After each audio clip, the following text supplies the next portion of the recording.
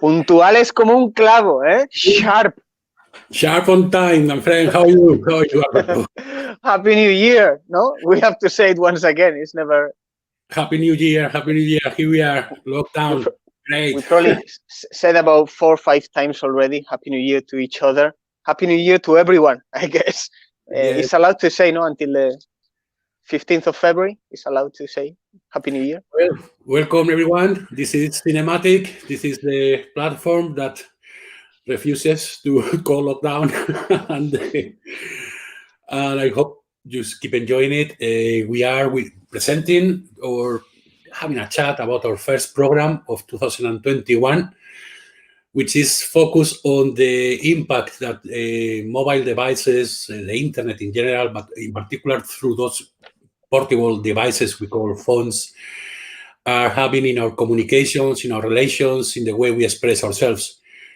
So we're going to be joined by a number of the directors that made these films and therefore made this program possible. And it's great. It's great to be here. It's great to see you, Alberto. It's great to see you, Raf. It might seem like not, but we are in the same city. It's a strange sunny day in Edinburgh. It looks better. In Edinburgh, yes. It looks better than what it is. No, it's freezing. But hey, cold day in the sun. Hopefully, giving you some shelter, some human warmth as you continue joining. We don't know. No, there's a level of uncertainty, Rafa. We know some guests have confirmed. Some might show up. We don't know if this is going to be a marathon until 5 p.m. Hopefully, it's less than that. Hopefully not. But I can confirm that Rafa, Alberola, and Javier Marco are in the waiting room. So yeah, this is cinematic. We will go along talking about the films. We have some comments coming in from Hola, Alan. Hola, tío. And well, this rather enigmatic thing is that. Yes, no, it's like we wanted, no, it's New Year and we wanted to challenge ourselves. In the past, we've been inviting 1-2 directors to a Vermut, and today we could have between 4 to 7. We don't know how many we will have joining us, but it could be like a marathon. So it's going to be more dynamic. We hope to have enough time to talk about the films with everyone.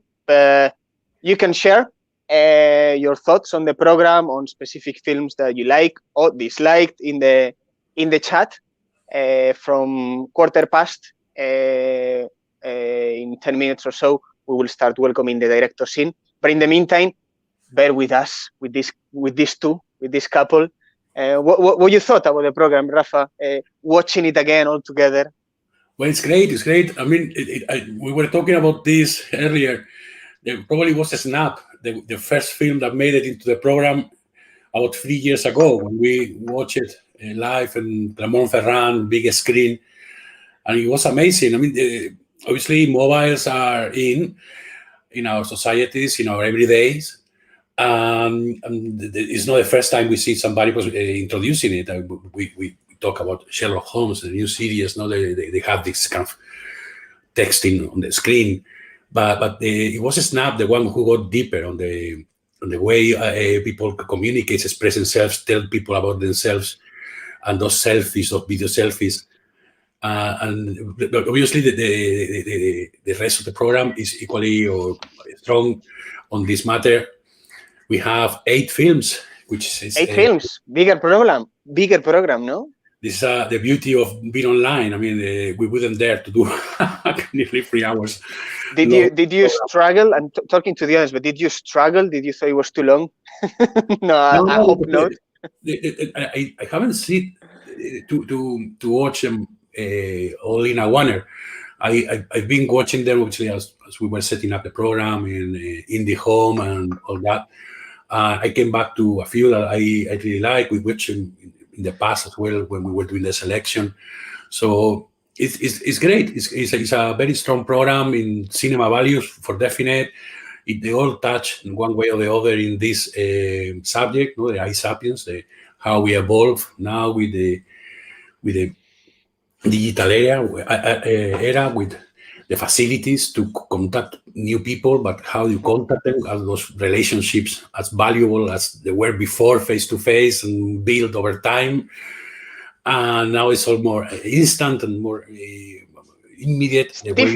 It's different, no? Like we're gonna try to sit on the fence here a little bit, because initially this idea, as you say, Snap and some of these films came with a very negative perspective, no? And, we're becoming idiots with so many screens. And as we were getting familiarized with more films coming into this idea of a program, and we assembled the final program, we realized that not at all, no? That we ended up with some beautiful films about what you can do with mobile phones, with some positive perspectives too. And watching, I did on Friday night, I watched all again as a program, and something that we were talking before, Rafa, and maybe we can talk with the rest of the directors as well, is this idea, no, that it's only a change in the clothes, it's only a change in the appearance, it's a change of tools, but no on the core, on the heart, no. You see all these new forms, new ways of making films, or how these mobile phones influence the cinematic medium. But if you dig deep, if you touch to the heart of the film, we find love stories, friendship stories. It would be difficult to come up with a story that has never been told along the last 3,000 years. But I guess the structure of these films, and that they do move away from the traditional structures of reality. Something happens that break it, and the characters, the protagonists, need to get to another normality, whatever. The way they are done, go with the times, the new generations, new way to tell things. I had this chat with a friend about if we release for the first time something like Sharks, for example. That was a huge hit of the 80s, no? And now, Jaws, no? Sharks, Jaws. Jaws. It probably will go Steven Spielberg's Jaws to VOD, because it doesn't have that bank at the beginning. The films change. The people expect different things, and I think these films, they would connect very well with newer generations, and they don't disappoint any older generation. So they're great. I need to touch. I mean, like every film program, it has many layers of information, and one of them here is this obsession of the Spanish Academy, of looking at what cinematic programs and what cinematic does. It is getting, I don't know. They look at us, and then they do the choices for the Goyas, or what happened here? Because we have a few. Like the kind of the program started to mature when last autumn, when we felt, right, we have enough films that are interesting and offer different perspectives to offer this program. And there was no Goya nominations back then. There was, Arenal won the Biznaga de Plata to Best Fiction Short Film in Festival de Málaga, which was already, a backing of the program. But then you see what you're going to see. No, we're going to talk to two Goya nominees in today. So beautiful, unexpected news. Well, if you want, we can start with our first guest, and the first short, A la Cara. Javier Marco is here. Yes, he's there. Welcome, hello. Javier, bienvenido. Hi, Javier. Thank you so much. How are you? Where are you? Fine. Yeah, I'm in Madrid. Today is also sunny, same as you. So we have a lovely day. Thank you so much for inviting me. Thank you so much. Thank you for being part of Cinematic Vermut. Thank you for joining us, and congratulations, obviously, for the many awards that A la Cara has been picking already, and for the Goya nomination. Yeah, it was. I think it was a few days ago when they say the nominees are, and we were having a look at the same time on live, and I mean we didn't expect it. But when they say A la Cara, I mean, we were talking with the crew, and it was a lot of joy and happiness, of course. So now it's a big moment for us. It's going to be funny until the 6th of March when the Goyas are going to be. So, but yeah, we're going to enjoy the moment, because from now on, we know it's very difficult to win the Goya. But being at this moment, it's more than enough. I mean, we are so happy. So yeah, it's a good reconnecting myself, and then the winner is a different thing. But when we watch A la Cara, the first thing that came to our minds is the ambition of the film. To touch on a subject, obviously, that is very relevant these days, the mobile devices we're talking about, then the internet, but give so lots of benefits, but also it's kind of a hiding place, the anonymity that people uses to abuse sometimes. No, I mean, you're touching on that case of trolls that take advantage of that anonymity. But you go with this idea all the way. I mean, Manolo Solo, Susana Marcha, Sonia Marcha, yeah. No, Sonia Marcha. Then Alberto was mentioning this on the Santiago Racaj, is behind some heavy titles of the different days. Top team. And tell us about this, how you get the idea of this film and the journey a bit to materialize it into a short film. Yes, well, you were talking about before, no? You were talking about you can use the technologies in a good way, but also in bad ways, no? In this short film, in A la Cara, we wanted to talk about the bad use of technologies. But the thing is, the funny thing is that 1 year ago we made another short film called Dying to Come Back, and in that one we talk about the good use of technologies. So we are not against technology, because we think it's very interesting. And for example, at this moment, when you have to stay at home, I mean, we only have this, so it's great. But you know, we think that you can have good things and bad things. So Dying to Come Back is for good things, and A la Cara is for bad things. And the idea is by Belén Sánchez Arévalo, is the screenwriter I usually work with. And we were tired of every day looking at Facebook and Twitter, and many people threatening and insulting people all the time. And you say, okay, this is, I mean, we wanted to understand why so many haters and why so much hate on social media. So that's why A la Cara came. So that's the idea. And talking regarding the crew, with Santiago Racaj, we also work in the Dying to Come Back short film, and it was, I mean, it's one of the best DOP, in my opinion, in Spain. Yeah. And for those that might not be aware of his work, obviously he's the director of photography of films like Summer 1993, Viaje al Cuarto de una Madre, that you saw in the Catalan Festival last year. The Jonas Trueba films. So we're talking about top director of photography.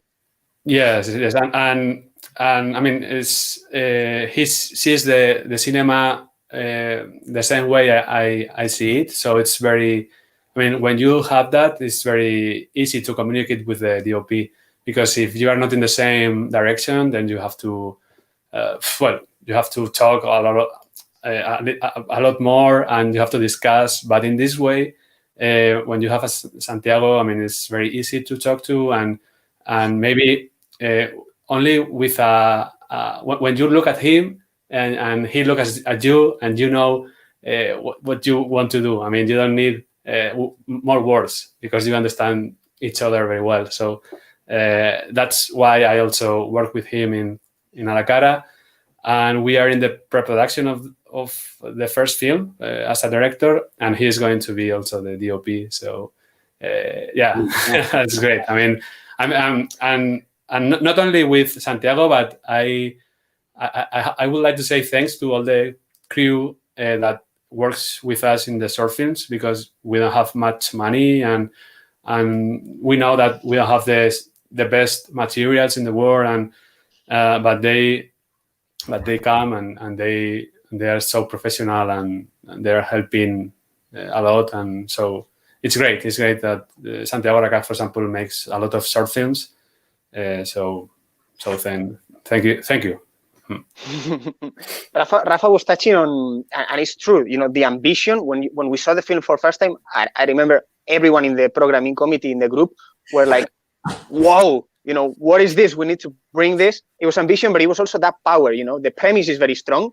Someone insults you in social media up to this level, you go confront him. You go to his house. The premise is very, very interesting, but then the way we're very interested on the way you decide to tell the story rather than the story itself. Very empty, very elegant directorial decisions, and two actors face to face, relying heavily on the power of those two actors and the faces. Yes, Manolo Solo and Sonia Almarcha they were the first option. I mean, when we were writing the script, we thought about them. With Sonia, I already made a short film with her called El Vestido, and also I love working with her, and I wanted her to be the protagonist of A la Cara, and she liked the story and she said yes. Okay, so wow, it was great.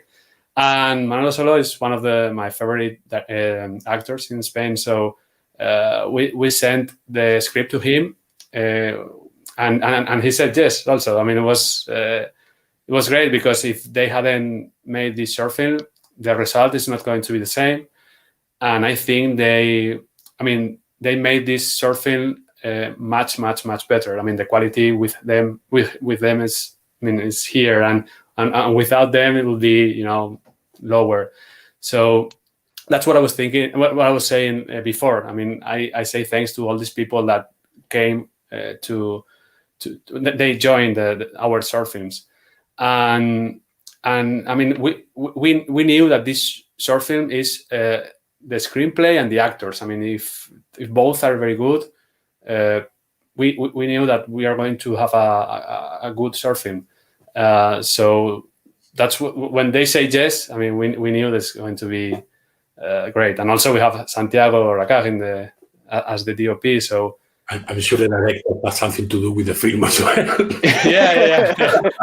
Absolutely, yeah. So, I mean, when you combine all these elements, I mean, you have we didn't expect this short film to be as good. Well, maybe many people may not like it, but we think that the actors are very good and the cinematography is very good. For example, one of my references is the director Asghar Farhadi.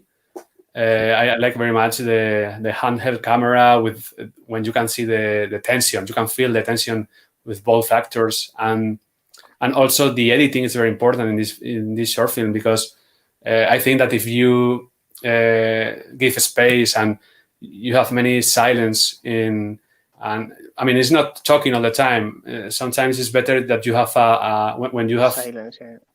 Silence, and when one of the characters is looking at the other one, it's sometimes it's more than many words, and so the editing is very important here. But yes, the actors are so strong that I remember the first take when they are at the kitchen.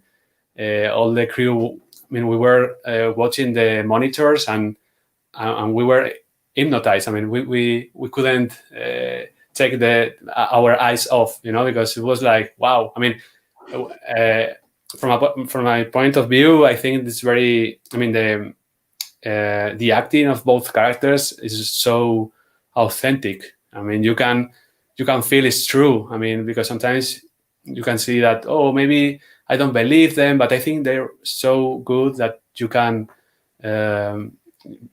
feel that it's true, and that happens from the take one to the last one that we shot, and it's very interesting to work with these actors, with Manolo and Sonia, because they like to play, and me as a director, I also like to play. So the first take is different from the second, and it's different from the third time, and that gives you for me, for the edition, it gives you more possibilities, and it's great, and that's because you have these talented actors and that they want to play and they are very good at playing. and what a playful game, no? Overall, this film. Rafa, I don't know if you were. I just seen the David Boots is asking, "Hola Javier, did you take inspiration from actual facts? Are you aware of someone actually having that reaction to insults?" I guess it's the part of going to the house, no? Yes. Well, the thing is that we saw on Twitter and on Facebook so many times people insulting everyone, no, boom, bam, and it was like, oh, hey, wait a moment, why? So, I mean, it's not based on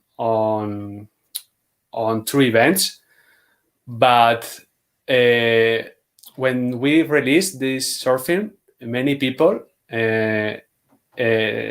write us and said, I would love to do that with so many haters. So but not only one, not only two. I mean, many people just write us and say, "Wow, I would love to do that." In this case, sorry, yeah. No, go ahead, Javier. Sorry. No, I mean it's only that in this case, in this short film, the Lina, the journalist, finds the way to get to the house of the hater, but I mean it was because of an error of him, because he sent in his house, and so he put the direction. So the journalist knows how to get to the. She takes over the relationship. You are the only idiot that posted. yeah, that's it. But sometimes it's not very easy to find the direction of the hater's house. But yeah, I mean, I think many people are tired of being insulted every day, and many people just cancel their accounts on Twitter and on Facebook. The trolls. Yes. Something, Javier. I guess some of the power of this short film is the idea, is the story, is what you're saying. So much hate every day in Twitter, and I personally haven't seen a story like this, which is let's humanize, let's tell the story behind one of these encounters where hate goes on. Let's go to the story behind these two profiles, these two persons, no? So the idea is just fantastic, and sometimes these brilliant ideas are the simplest ones, and you think about it, and it's like such a brilliant idea to tell this story. Yeah. I mean, we wanted to talk that. I mean, it's very easy to insult and threat people when you are anonymous, because you have that possibility. No, I mean, people, they don't know who you are, but we wanted to say, okay, what happens if the other people knows who you are, where you live, and she is going to tell you that she's not leaving the house until you say the same words that you put on Twitter. And I think, and for many people, it's not going to be that easy when you have the people in front of you. So yeah, that's what we wanted to play with. We have here, Rafa, we have here a comment from Alan Cody for you, Javier. Great portrayal of cowardly online nastiness catching up with you. In a strange kind of way, it reminds him of another short film. And in a strange way, it reminds me too with the short film of Ingrid, which are films based on that very theatrical, performative, face-to-face, actor-to-actor film. But that's a comment from Alan for you, Javier. Rafa, I don't know if you are as curious as I am about what Javier was saying, no? Something that I learned, there is this short film is developing into a feature film, and you said you're in pre-production. Yes, and it makes you an absolute candidate for our next new Spanish directors, no? When we look at... We have a strand of the program, as Rafa is saying, called New Spanish Directors, that we try to bring first films or directors that have a long trajectory in short film and are about to release their first film. So you're in the spot now. Javier, we have a relationship similar that you with Santiago Racah.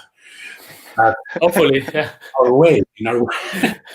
Yeah, I would love to come back with a feature film. I don't know when we are going to release it on cinemas, but yeah, we are shooting on April this year, so it's going to be very it's very close. So yeah, W- I would like to come which back part with of it.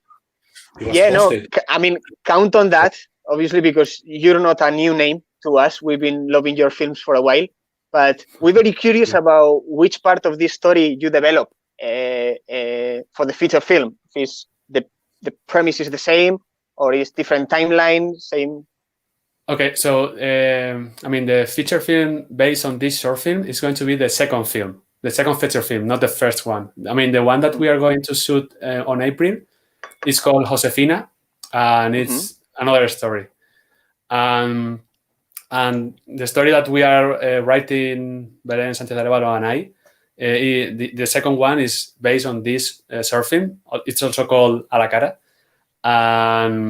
And so the feature film, well, I can't say that much, but I can say that the beginning of the feature film is the short film. I mean, more or less. I mean, we have some changes, but It takes from where the short film finishes, your feature film starts. I mean, but also Includes the short film. Yeah, includes the short film. Like Madre, like Sorogoyen did with Madre a couple of years Yes. ago, no? Yeah. Yeah, it's the same. No, Yeah. And in Wow. this case, yeah, because we thought that. Oh, I mean, we thought it was interesting. Together. Tell me that they end up together, they're great friends, they have a relationship. No, not really. No, they are not going to be friends. But I mean, we thought that it's interesting to know what's happening with the hater, and also what's happening with her when this meeting ends. Because when I don't know if I can say spoilers now, but well, I don't know. No. Yeah, I mean, we told people to watch it before today, so you can do spoilers about the short film. Okay. And So if not, and you're listening, just okay. the audio. Yes, please. No, so the short film finishes when the hater says the words, the exact words that he said on Twitter. So the journalist leaves the house, but then the movie starts. You know what's happening with her and what's happening with him. We thought that we had very strong characters, and well, also we would like both of the actors to be in the feature film. And yeah, I mean, this is going to be a lot of tension between them. And I mean, we don't want to say much more about the film, but you know, the beginning is the short film, and then what's happening with both of them.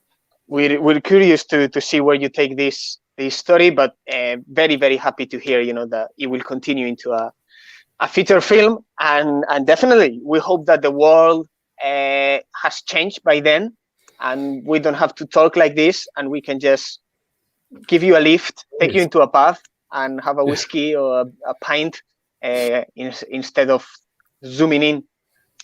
That'll be great. Yeah, well, thank you so much. Great to speak with you, and I'm sorry, but we need to kind of keep this dynamically.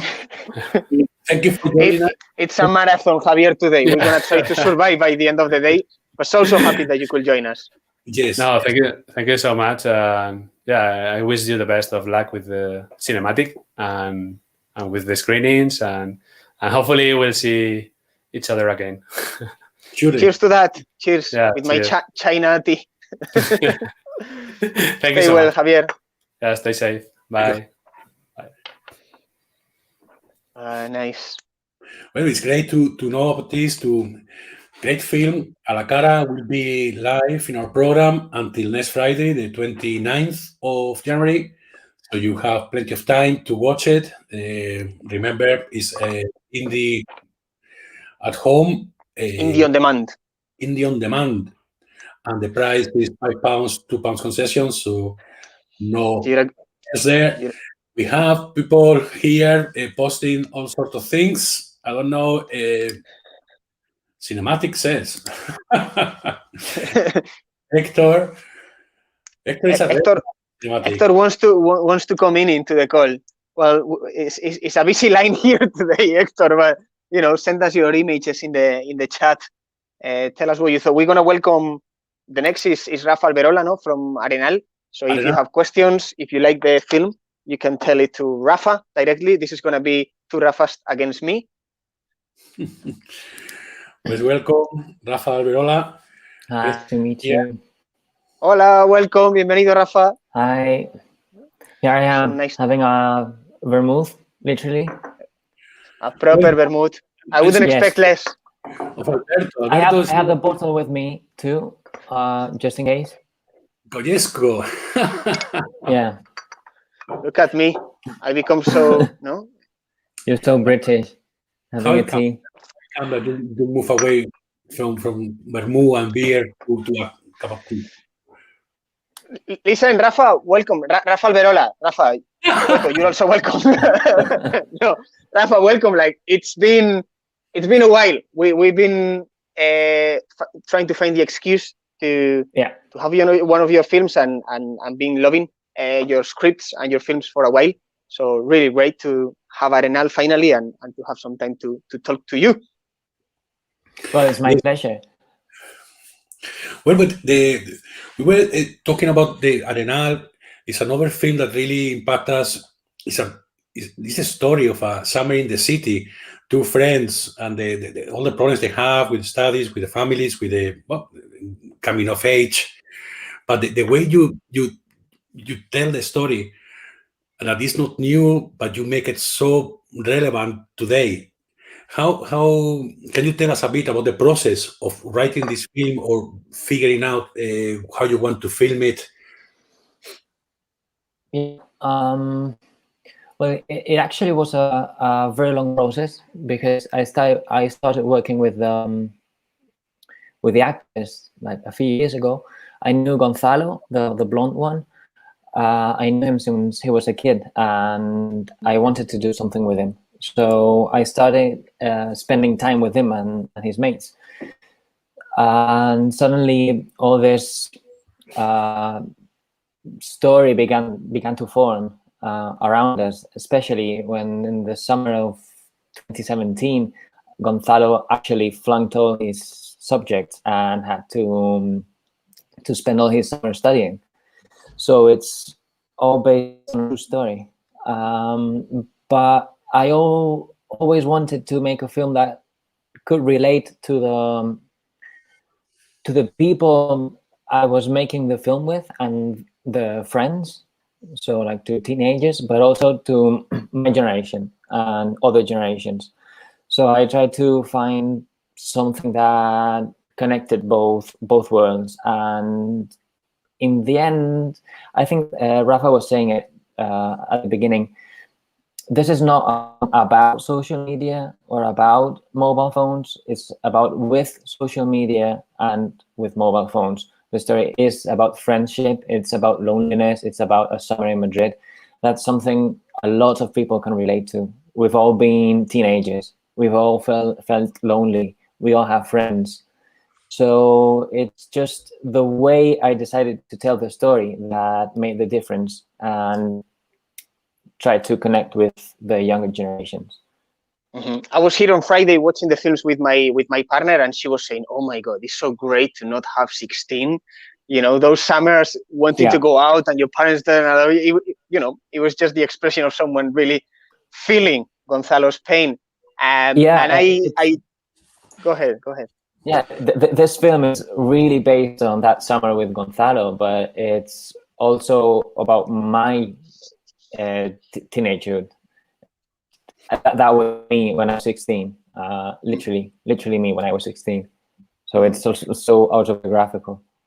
And I totally subscribe what Rafa Cueto was saying. This is gonna be fun. Rafa Cueto was saying in the beginning that in a way it's very smart. Like the way I approach this film, and I guess many people is, oh, this is new, it's radical, it's a new language, it's different.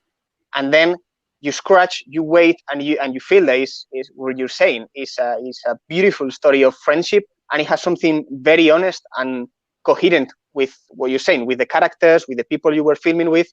It has something very humble, very honest that kind of transpires when you finish the film. So how you try to combine that sort of deep, honest story in the center with all this obviously new appearance, new technology, new screens, new formats of including video formats in the story?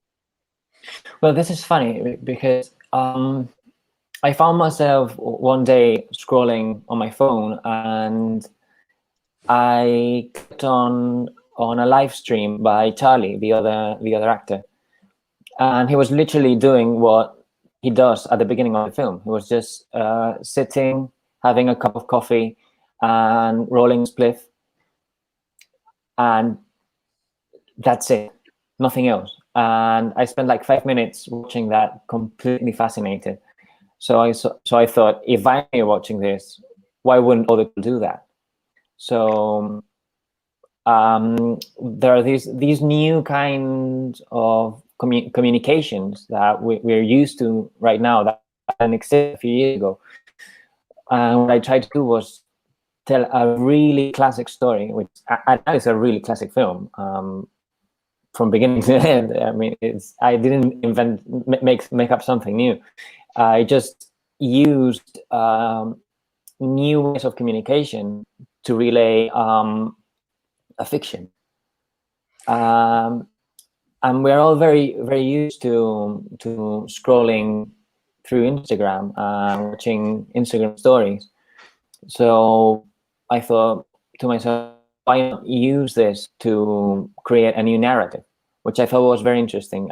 There's a long part of the film which I really like, towards the end, where there's a very long sequence of Instagram stories, and you have the feeling that time goes forwards and backwards, and there's like a constant loop of things going on, and that feels really familiar to anyone who has spent like 5 minutes on Instagram.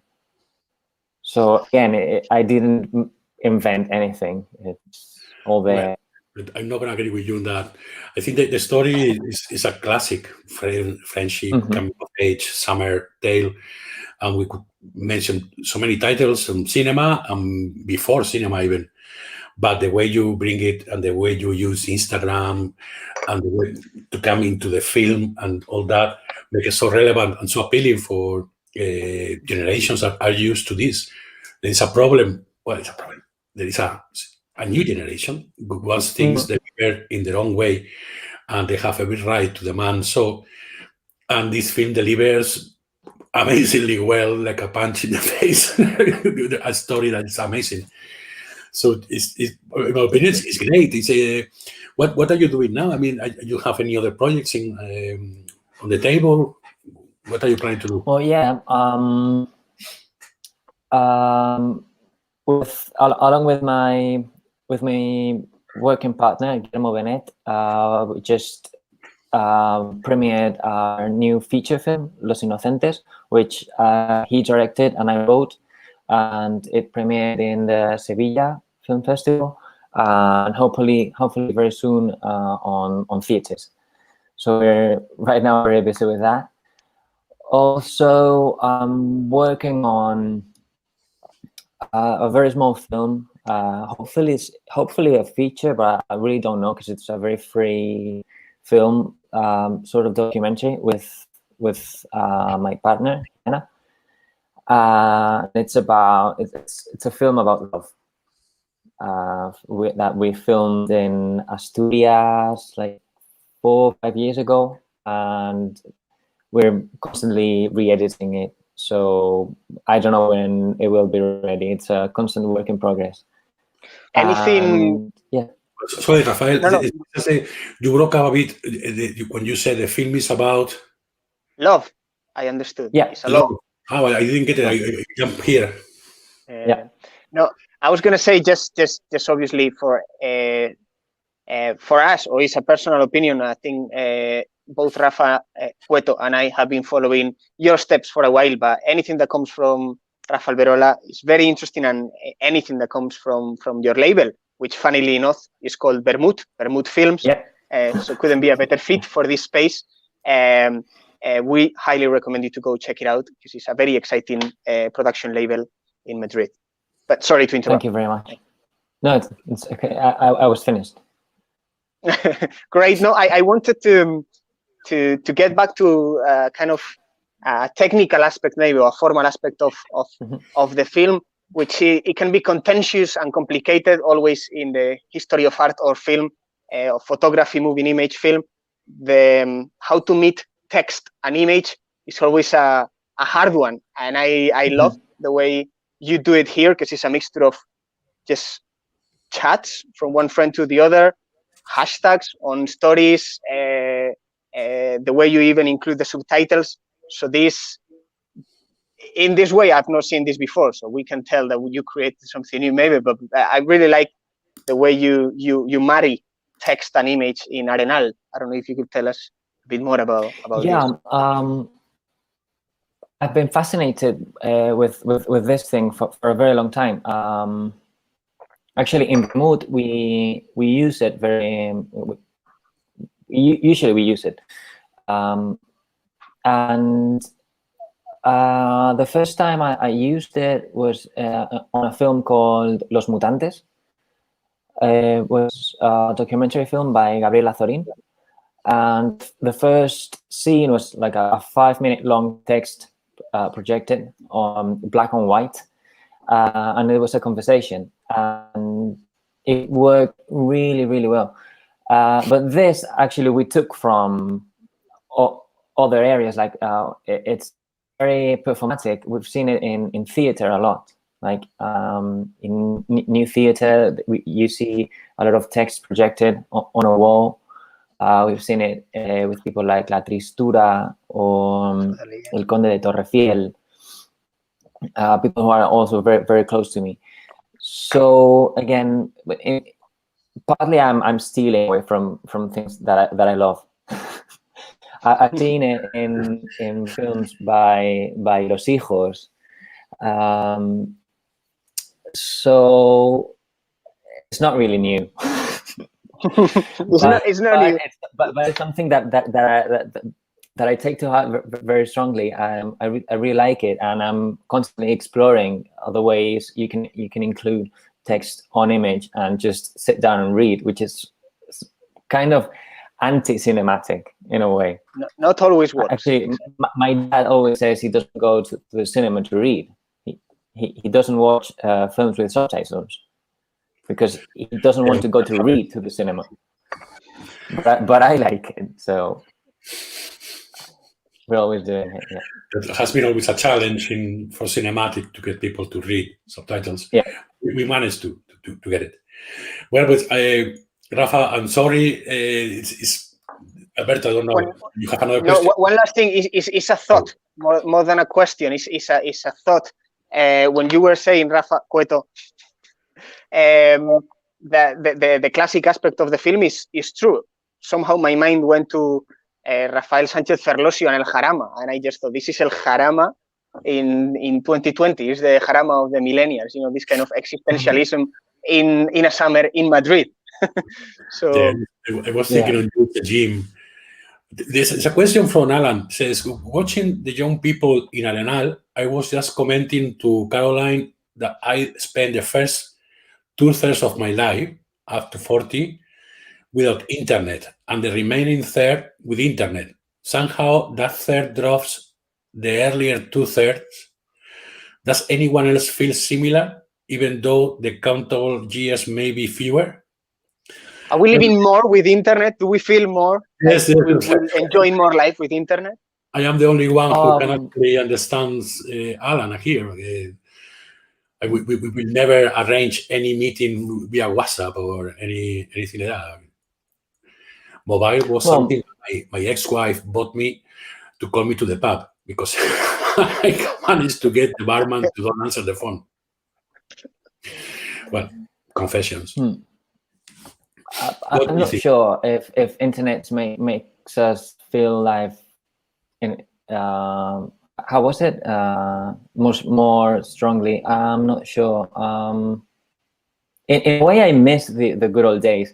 Now that I confess I am addicted to social media. I spend hours every day on Instagram and on Twitter.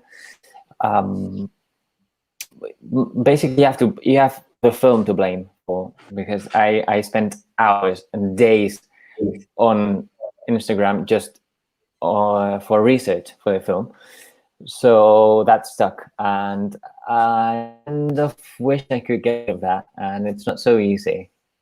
So it was for the purpose of research, obviously, not for the purpose of watching other people's lives or being bored and watching stories. It was strictly research. No. It was both. Yeah, no. I also mean, I guess it's different perspective. Alan has his, obviously, and it's really interesting one. And go ahead if anyone in the live feels a bit like that and can follow on that feeling that Alan is expressing or Rafa is expressing. In my case, it was different, but when you will start to go out at, this kind of teenagehood, you will go. I mean, it's when the phone started to come, Siemens C45 and this kind of ladrillos, no? But initially, you will call your pals, with in the cabinas. I don't know. In the telephone booth, you will go out and you will call. Are you still at home? I'm waiting for you in the aqueduct. Like I'm here.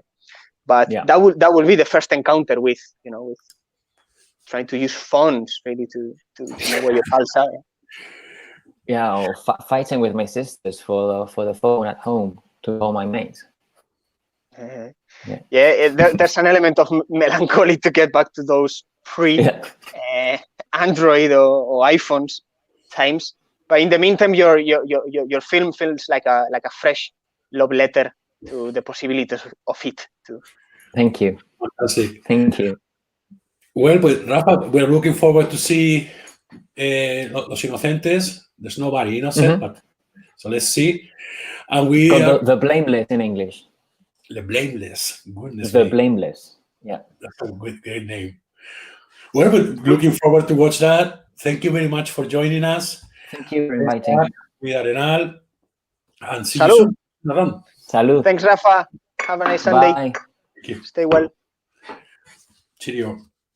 While Rafa gets back, I feel really curious about this thought that Alan left us, and make me think also something that is in A la Cara and is in Snap, for instance, that is, how much life are we projecting into our online personalities, even existential questions about, are we happy with our analog self, all this proliferation of new personalities that we need to project in social media.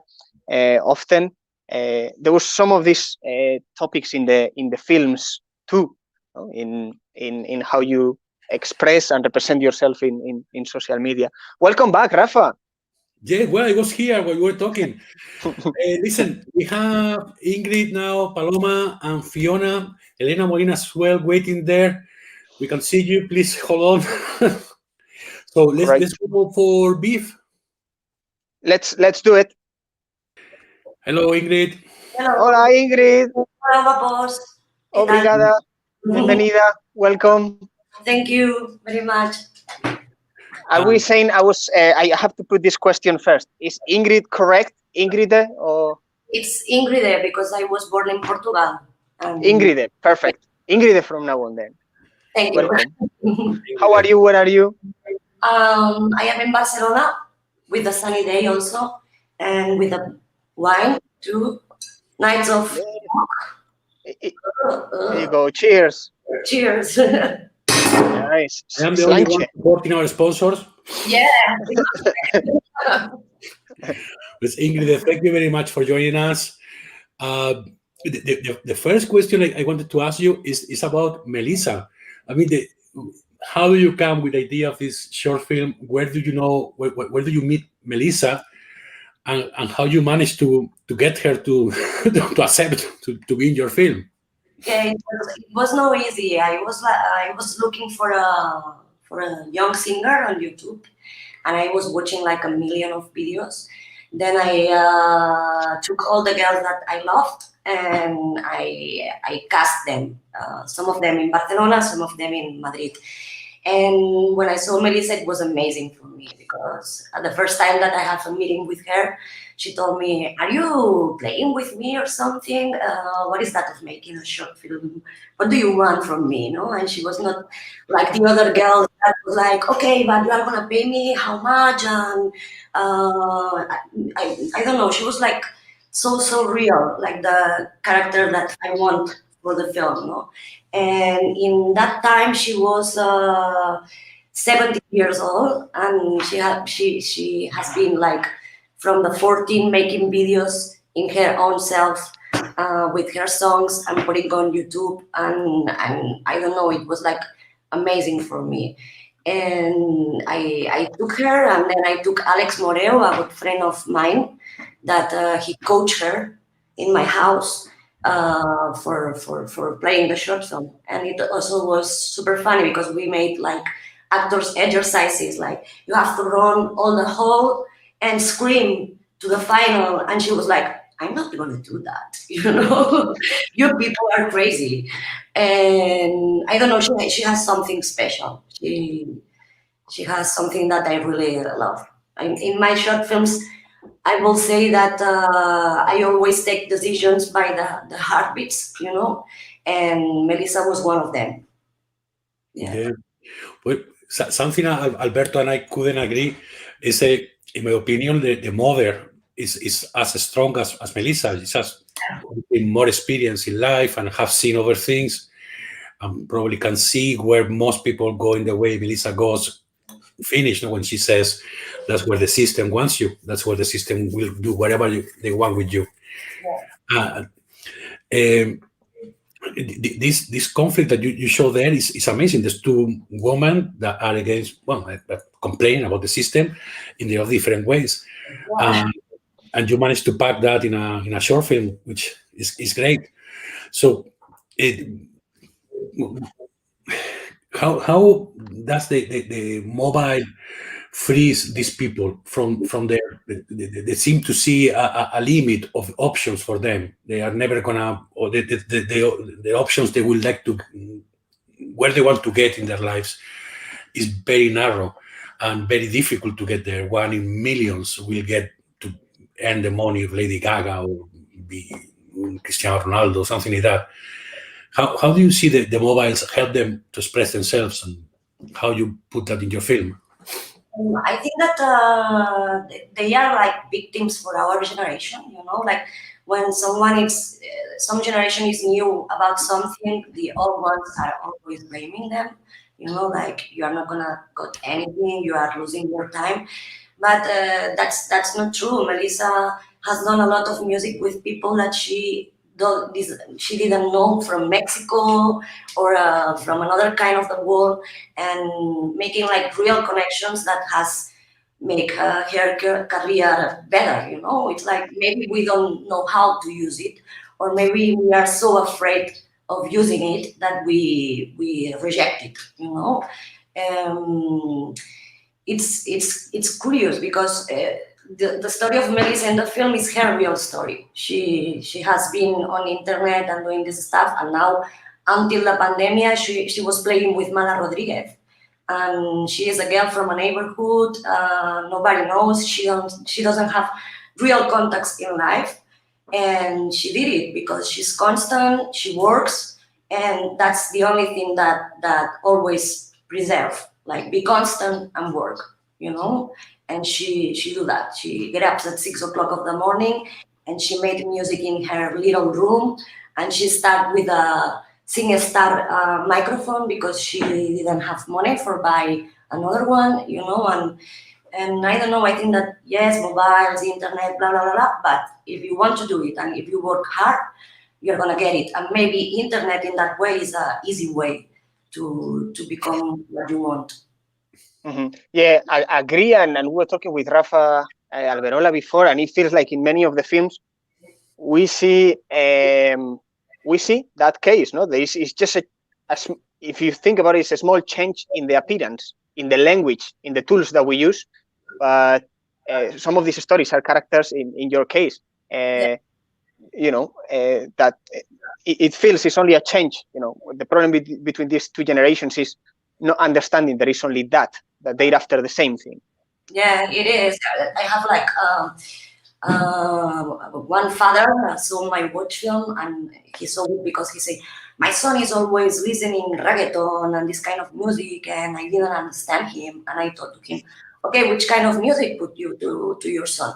And he said, Sultans of Soul of Dire Strikes. And I say, oh my God, we have a generational problem here, not only with the internet, also with the references and everything. You know, it's like internet is shocking more the two parts sometimes.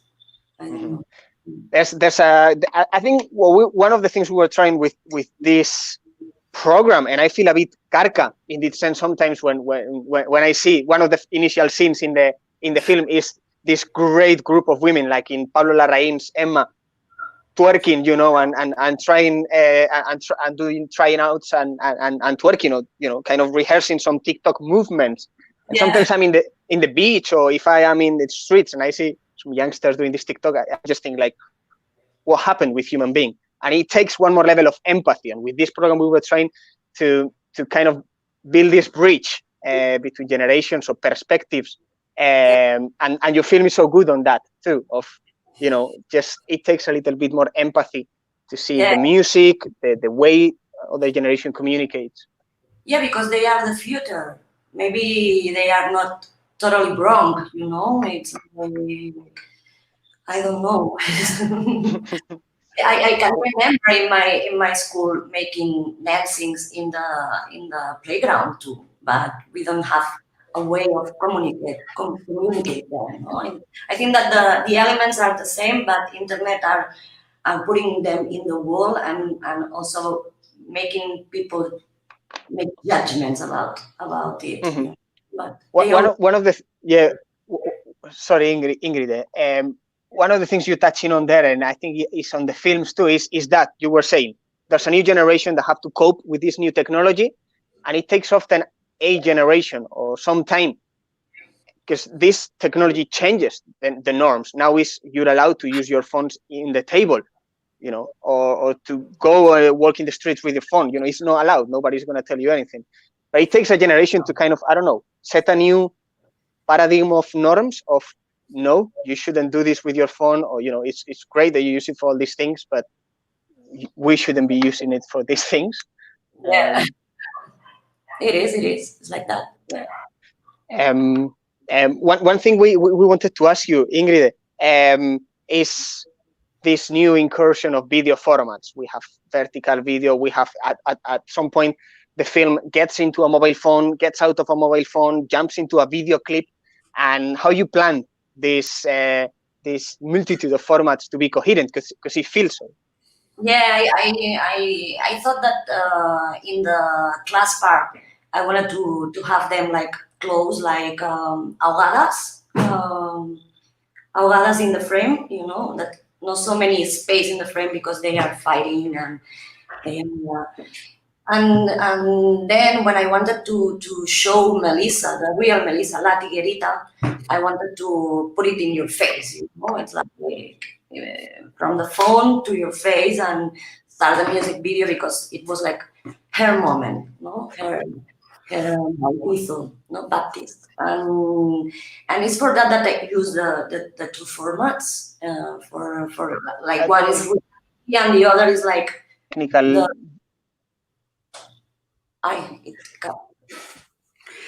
Well, sorry, I had a technical glitch, but maybe it was me. Could you hear?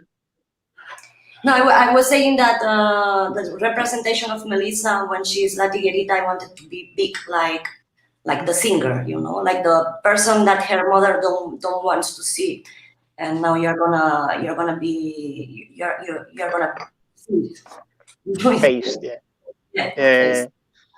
Face. Well, Ingrid obviously was Miss Wasabi, Isabel Coiset, presenter. You are very well looked after. What have you done? What does it mean to have such a support for your film? Well, the name is Isabel Coiset, but the real fighter here is Carla. Yeah. Mm-hmm. She is an amazing producer from Barcelona, and she has the idea of she's from Dones Visuals too. That is a platform of all the girls that make cinema here in Catalonia. And Carla has the fantastic idea of make every year a short film of a girl. Until me was Belén Funes, that she has done now La hija de un ladrón. And then Carla's, I sent the script to her and she said, let's do it. And if we exist, it's for her, you know. Isabel is putting the support, but because she's like this also, but Carla is the one that is fighting in the booth, you know. It's brilliant because, you know, using obviously as, you know, El Deseo uses the Almodóvar Presents, in this case Miss Wasabi uses the Isabel Coixet Presents, but of course, you know, there is Carla Sospe behind the scenes, no? And it's what you're saying. Belén Funes is you, is Liliana Torres, is Carla Simón, so many great Catalan directors that are coming out thanks to the boost and the support of this label, of Miss Wasabi. I want to call after that and say maybe you have to create a woman agency because you know how to see the talent. You know, it's like she is super good and she's more than a producer because she always has reference, good taste. I don't know. It's like I'm so grateful of her. Yeah. Well, we have a question from our followers. Hola, Ingrid. Why didn't you use the stage name of La Tiguerita in the credits? It's a good question because because she was not famous in that time. Now she is. You came Barcelona La Tiguerita and people know her. But I thought that in the credit anybody will know how to spell it. La Tiguerita, La Tiguerita. It was like so complicated. And then I use beef. That beef is the thing that always say the rappers, the rappers. I always have the rap singers when they rap one to one. That's called a beef. And the scene from the door for me, it's a beef between the mother and the girl. Yeah, it's a battle. Sure. And that's so cool also because when I go to film festivals, I was in the Kusturica Film Festival in Serbia. All the students came to me and say, haha, my teacher has asked me what beef means because he didn't know it, you know. He's not a compassion. And I tell to my teacher what that means because he cannot complete the short film with the name of the title. And this was funny also for me, this option to put a name that the young people really knows what it means, but the old people doesn't know. Then they have to look on internet or investigate a bit about the word and why it's called like that. Yeah, well, David, the person throwing the question, is a big Primavera sound lover, so I'm sure he's. And I know he follows her, and I will encourage a wee shout out to La Tiguerita. Anyone who is into rap, hip hop is one of the talents coming out of Spain, and is represented by the Primavera Sound label. So serious stuff. She is. Yes. She also called me and say, some people from Primavera Sound want to hire me. Are you sure? Yes, of course. Yeah. Right. Well, Ingrid, we will be the whole day talking. Rafa, I don't know if you have any closing one or. No, I was going to say that it's a pleasure talking to you. For definite, we love your film, but we need to keep running because I never seen so many people in the waiting room of a cinema. It's like the dentist, Rafa. It's like you have a queue in the dentist. No, we're doing a bit of a marathon today, Ingrid, but it was so good to have you with us and to spend some time of your Sunday with us. And we hope to see more of you again and have the chance to not see you in a screen, but in a pub, properly in person. So thanks so much. I'm sure. Thank you, guys. Thank you very much. Thank you. Stay well. Yeah. Okay. So well, this is going great and it's working out. The timing. See, Rafa, is quite impressive. We started sharp. We're kind of respecting the 15-minute rule. Cinematic. So Well, just to remind everyone, we are talking about films that belong to our first program of this year. It's called iSapiens, Evolution in the Digital Era. And you can watch this program until the 29th of January in the home. Check our website, Facebooks, etc., for links to do it. And we invite you to do so because it's an amazing collection of short films. The next one, it was a request by our friend Noelia, and such a welcome request, really. So let's welcome Elena Molina, Paloma Pujol. Wow! Welcome both. How are you doing, guys? Hola. And Hi. Fiona, obviously, our live interpreter. Hola. Hola, Fiona. Hello. Here we go. This is getting much more fun. It's like the Brady Bunch. More windows. How's everyone? I hope you are not spoiling any family lunch or anything, because we are kind of walking into the 2 p.m. in Spain. I don't know. No problem.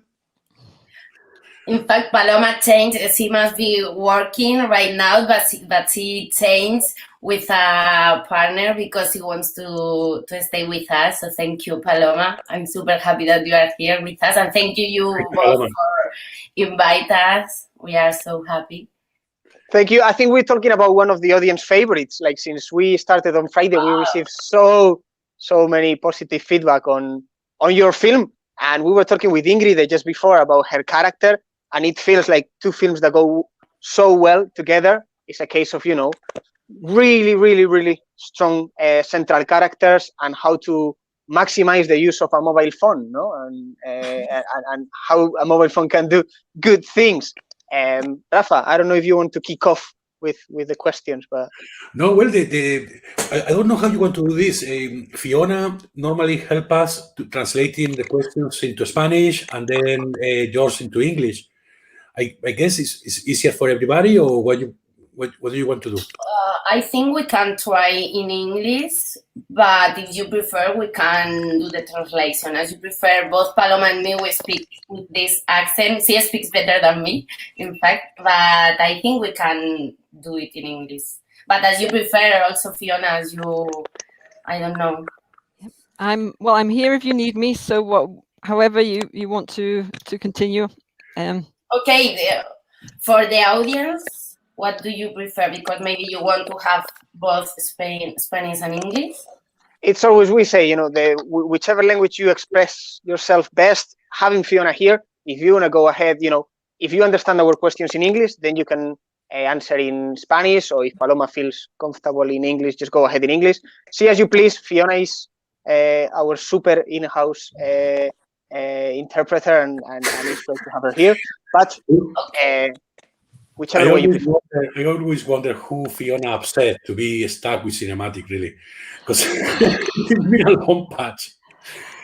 Well, listen, I think what Alberto said would be the best. If we keep in English, and if you want to answer in Spanish, that'll be great. And then Fiona can translate into English. Anyway, we will subtitle this so people who watch it in the future can watch it in Spanish or English. Okay. The first thing, will be for Elena, like your film has so many layers of information. I think it's 16 minutes long, and it touches on, the struggle of a female sports person in Spain to make to go forward. It touches on the communications that she uses, the mobiles, which is the subject of this program. It touches on so many other layers, of information. How do you come with the idea? How you meet Paloma? Where does all this begin, and how you take it forward?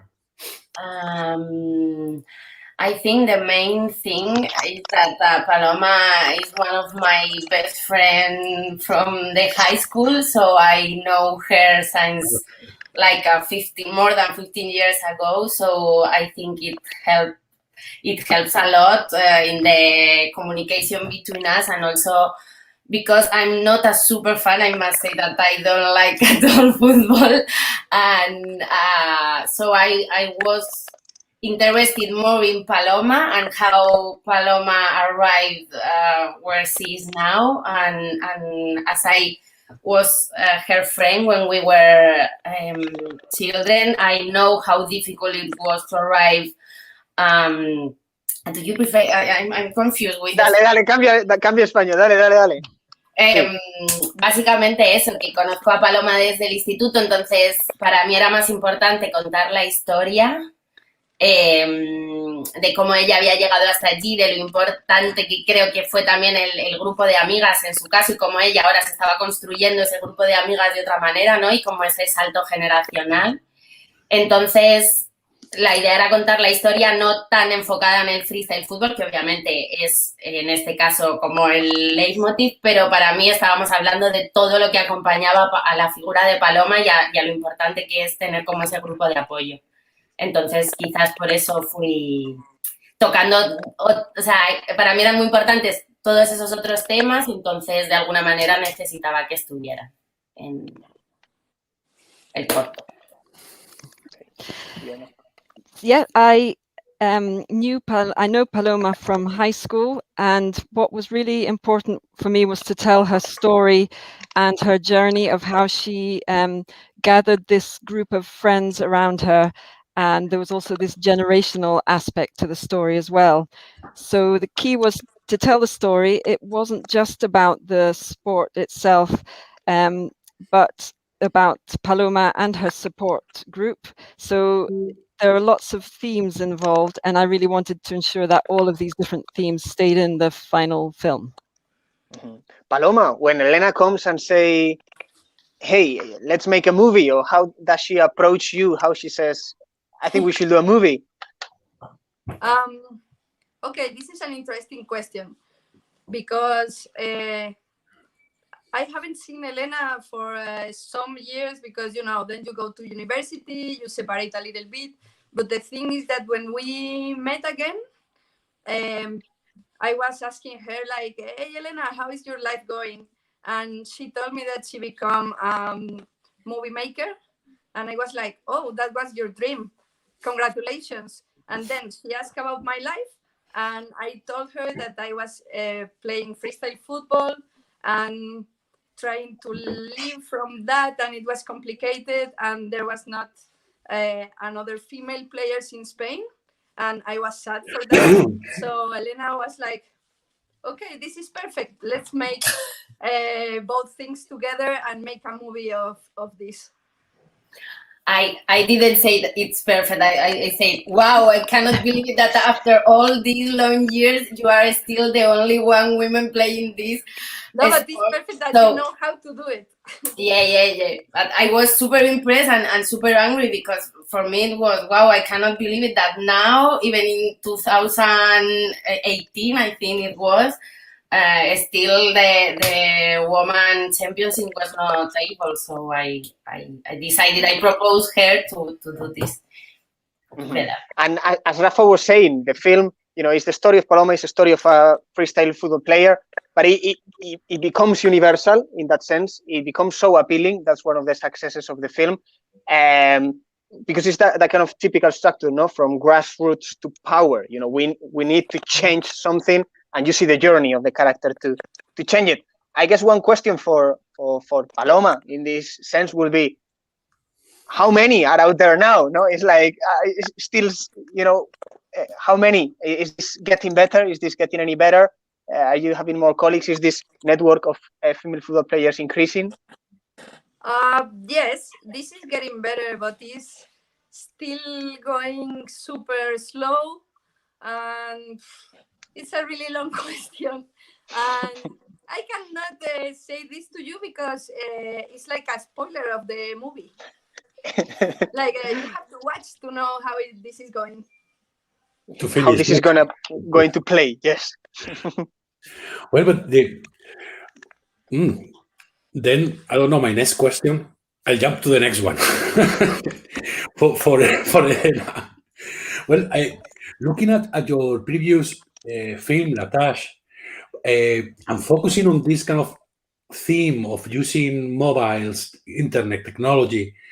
You move miles away from La Tâche, but you have previous work, more commercial work on the Red Cross adverts for an application and that. Is this a subject that, a theme that interests you, especially the new communications, the new way to communicate things? And feel free to answer in Spanish if you want. Yeah. Okay, thank you. No, I was thinking not for the language, but for the question, because it's true that in the last commercials I have direct, I use different kinds of image and archive. I really love archive material, but I wasn't interested in mobile archive. But when I was filming Paloma, I discovered that the way that in which she was communicating with the girls was always through the mobile. So for me, it was super natural to take this decision and say, okay, this is like the story is happening through the screen, so I need to go there to explain what is, not to explain, to show, to share with people what was happening. So I don't know. In fact, now I'm working on a feature film, and it's also with teenager people, and they are all the time communicating with mobile. But in this case, I don't want to use this format, so it depends. In this case, for all I need, for me, it was also a way of talk about this generational jump between our generation and the new generations of for example, for Chaima or Lucia, the youngest of the film. For her, so they have learned everything through the mobile. And Paloma, I remember when we were young, YouTube didn't exist, so we couldn't accept, we couldn't learn through the mobile. I don't know if I explained good in English. If you want, I can repeat in Spanish. But it's good, no? Not at all. I like to stay on that element of on the fonts, or if this was something natural, you portraying someone, the users are font, or I mean, the whole program that brings us together today is about this curiosity with what we can do with fonts, with how new video formats come into the cinematic medium, and it both are present in your film. I don't know how you worked that, if it was as you went or it was something more intentional, but I don't know if you could tell us both something about that element, about how fonts help on your endeavor, whether it's making films or building this campaign. For me, it was so funny. Also, the way when I decided that I wanted to use all these WhatsApp message videos or YouTube stories, I went crazy asking all the time to all the girls. I was like a spy with my Instagram account, like, oh, I want these stories, please send to me by mail, because if not, it's gonna compress. So it was a crazy thing, and I must say that also when we were editing, I had all these stories and things, and in fact, I needed others to move on with the story. So it was like, Paloma, can you do a story saying this or this? Or so there are like 80% of the material of the short film is true, but there are some pieces that are constructed for the dramatic arc. And in fact, we did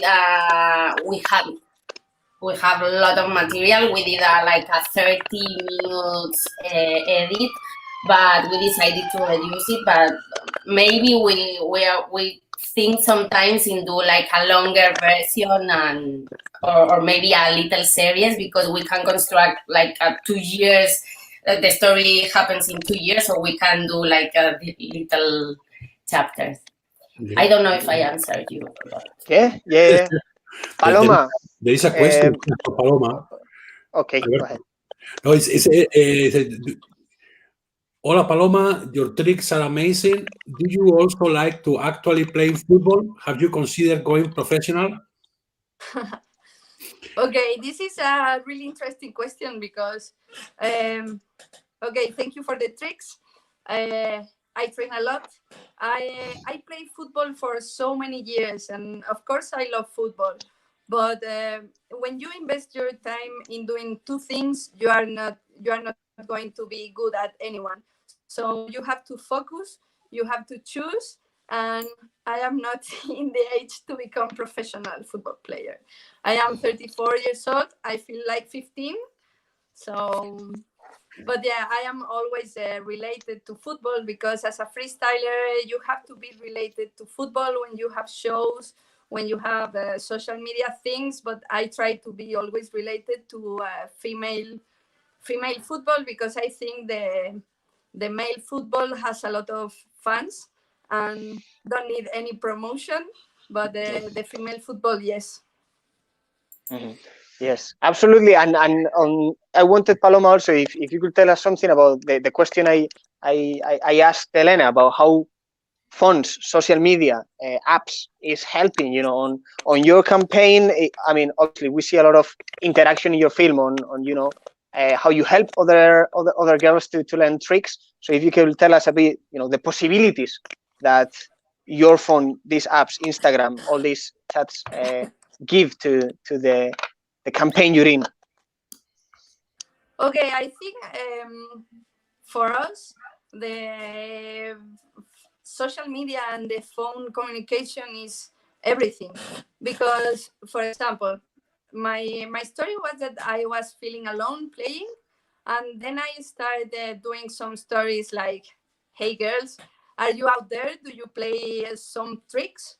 Like maybe in Spain there are some other girls, but I don't know." So I start asking on stories, and yes, they appear. Imagine if we don't have social media, maybe that girls, they play a bit, then they go away.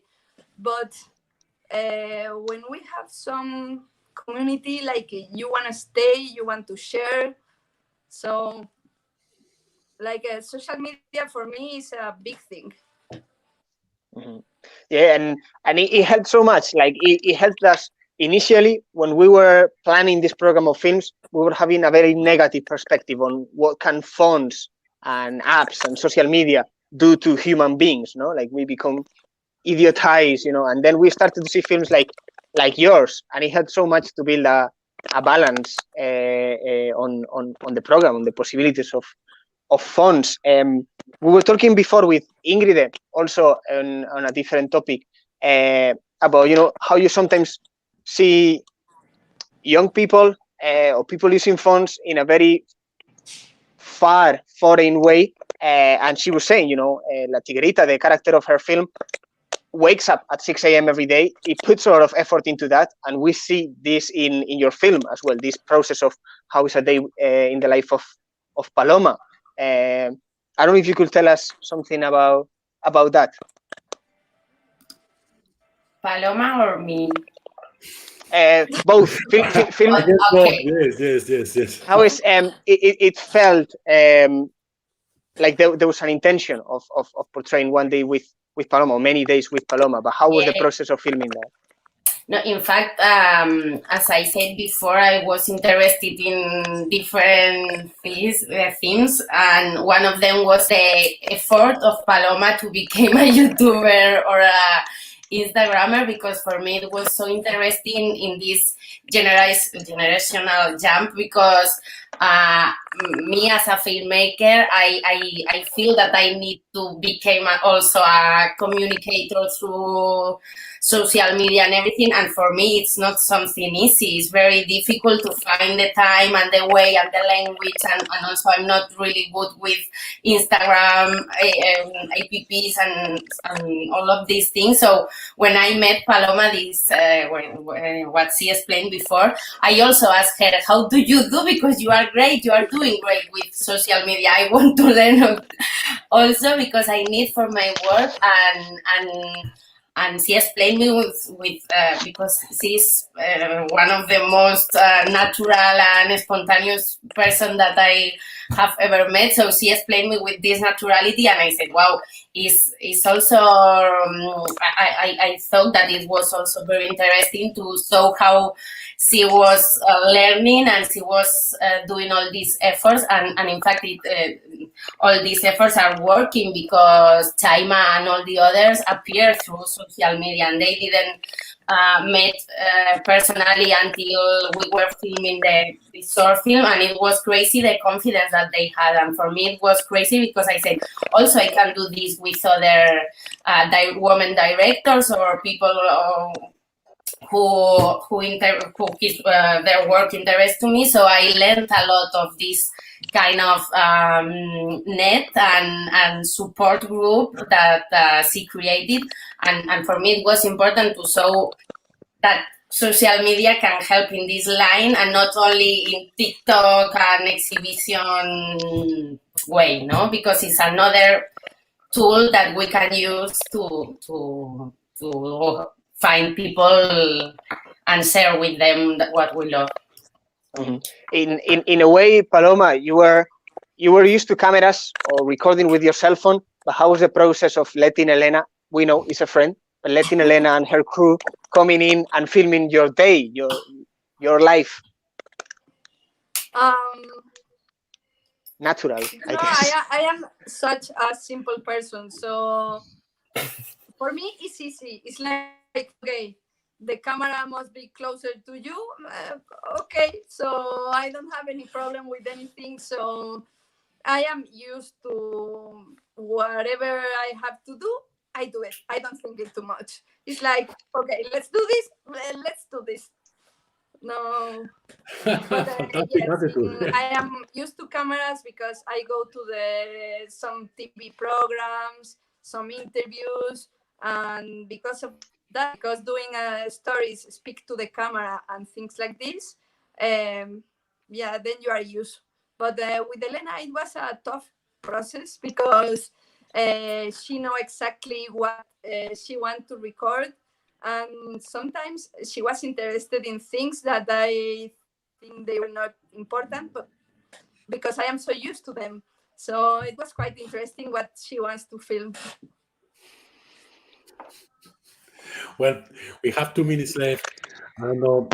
Yeah, I always like to talk about future projects. Elena, you mentioned you were doing your this into a feature film. Can you tell us a bit more about that?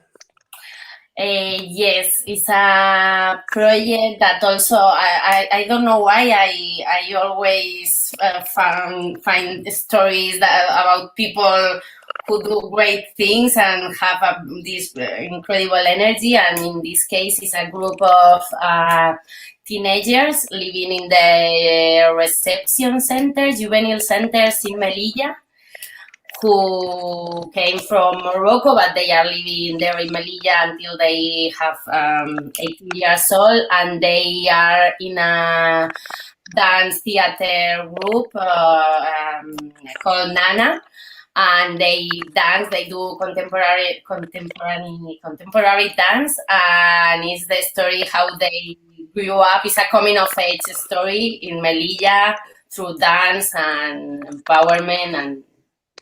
Let's see. Okay. I have been filming for 2 years, so it's like 2 years and a half, so you can see the evolution. I hope I can finish it because this last year was very difficult, but let's see what happens. Forward.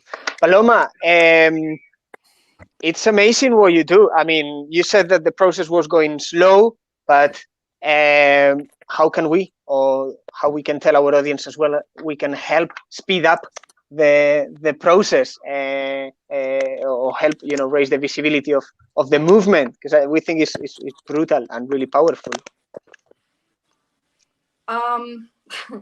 So right now we have some players around Spain, I think less than 10. And everybody of us, we have, of course, the social media and things. So if there is some girl that want to learn freestyle football, it's easy. You just have to contact the female freestyler that has closer to her city and write on social media, hey, do you want to meet? And just to start learning. Also, we have tutorials online. For example, when they contact me, Like Paloma, I'm living in some town. I don't have any female freestylers or male freestylers here. So I send them some tutorials, some made from me and some for others. And yeah, I think that's it. Great. Well, if I recall correctly, in the credits is the hashtag of the accounts of everyone. So if you get back to the credits and give them a follow, that's great. But it's brilliant what you're doing, when Paloma. you put It's that brilliant. hashtag, appears everybody of us. We use it like most of the time. So it's like a counter of female freestylers. Great. What is the hashtag, sorry? Which is the hashtag? Is Spanish female freestylers. I'm going to put it in the post. Spanish freestylers. Yes, also in the only one thing for us with Jessica Costilla, who is the producer, and Implicate, the production company, it was super important to create not only the surfing but also like this kind of movement, and we have done a website when you can, there is like a agenda, and the idea is to create this community, and it's really nice because at least here in Spain, we have done some high school projection screenings, and there are some girls who wrote to Lucia and Chaima, and they are in contact. So it's little by little, there are some people who are getting in touch with them, and it's super nice when Lucia called me or her father, because I'm in touch with her father because he's 50 years old, and the father is really funny because he always calls me, Lucia is super happy because she has a lot of new friends from all the parts, and it was like, wow, it's working because it was the idea from the beginning, so we are happy. And this is the power of films like yours, you know, the film that you two put together, that it really expands beyond cinema, no? So I hope the movement stays strong, and you know, whenever this Alberto wants to join. Alberto wants to join. He's just finding the come on, you can start with the Paloma tutorials. Well, I'm not using them today, but I always come to the Vermuts with a wide selection of wigs with pelucas. So I should have done that today. No, but seriously, it's one of those films that, you know, it just gives you hope, and it goes beyond cinema. It's one of those films, and you did that very well. You know, if you go to the website, if you see the way they promote the film online, it feels like a movement. So I hope that the movement stays strong and we can see it growing. And you can reach all those small, you know, girls, individuals in schools, as you're saying, and the movement continues, because it's really important. Okay, but now, thank you very much, Elena, Paloma, Fiona, for joining us. Thanks for joining us. Fiona, you need to hang around. We have Jose, Tadeu, and Ananki about to come in. Thank you, Fiona. Oh, thank you. You're welcome. Your English was perfect, so very happy to listen in. Very interesting. Bye. See you soon. Thank you very much. Cheers. Thank you. So, Jose Tadeu Bijos. Bijos, hello. How's it going? How are you guys doing? Nice to see you. Welcome, obrigado. De nada. How's been the Vermut? It's a little bit. It's going well. We're in a bit of a light mood. Rafa is on the beer, but I am on a very English style cup of tea. Last night was a bit. Yeah. We need to talk about that, Alberto.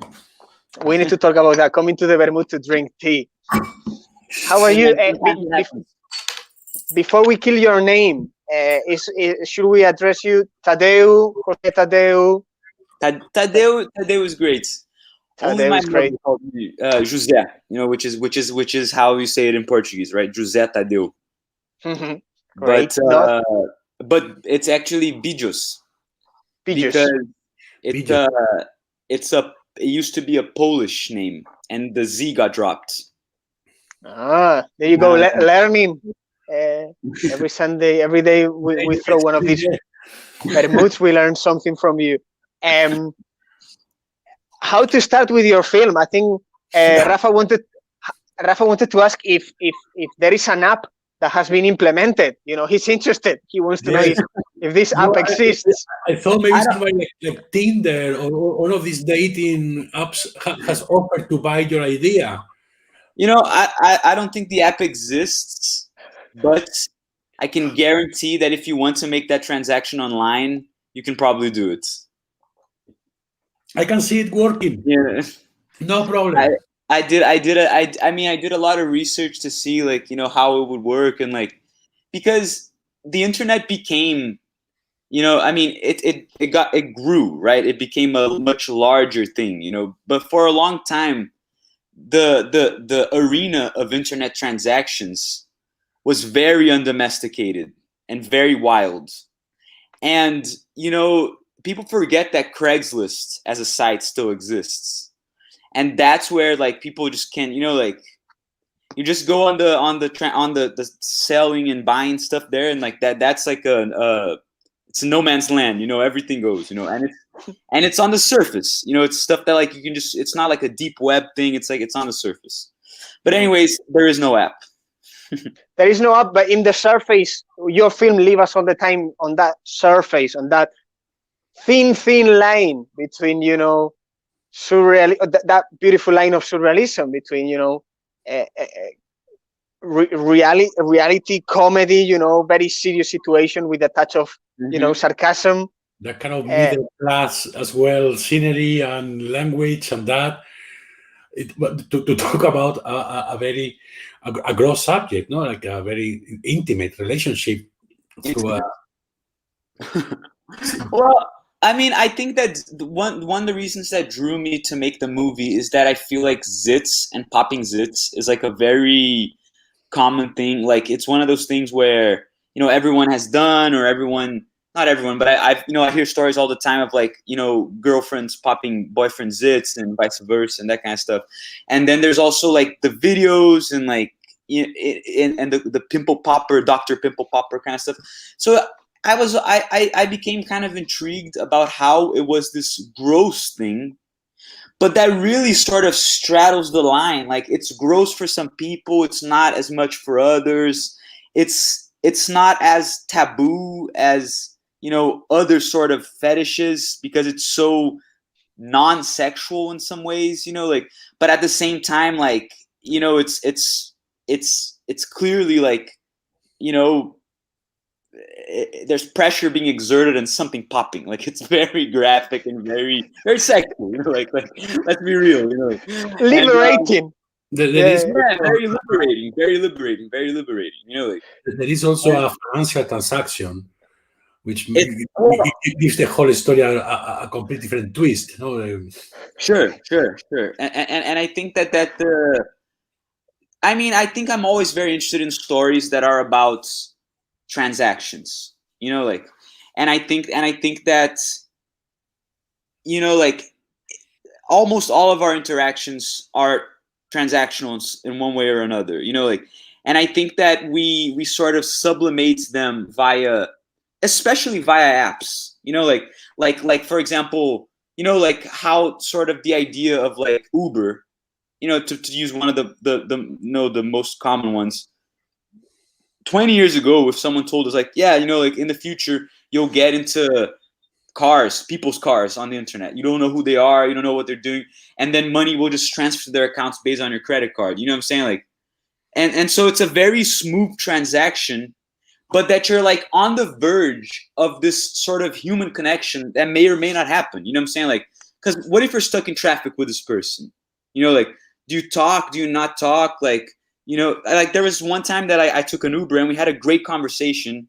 And then at the end, he was like, hey man, you get my number, let's have a beer, sometime, and it never happened. It was just a thing where we just had this thing, and then I don't know. So I think we're just we're our human impulses are, we want to be loved, and we want to to make friends, and we want to, you know, like to be successful and get things we want in life. And we sort of stumble upon these like these win-lose situations all the time. So I think, I don't know, there's I think I wanted to convey all that in a simple movie, and I think some of it's there, some of it isn't, but I'm happy with the movie. It's a brilliant movie today. Like we saw it, I think, in Palm Springs, or somehow we could access it after it was in Palm Springs, and we all loved it. It was, this has to go straight because it's the type of uncomfortable humor that we like, and we can see the gathers much more than what is in the surface, as we were saying earlier. And why not? You might just be one step ahead, of what's coming up, of this app that Rafa and myself are willing to know if exists. No, but to keep it on that uncomfortable, funny, surreal surface, that thread that goes throughout the film. One aspect that I liked a lot was the music, the sound. Mm-hmm. Enhance a lot that feeling of eeriness or weirdness, if I might say. I don't know if you could tell us a bit more about that approach to the sound in the film.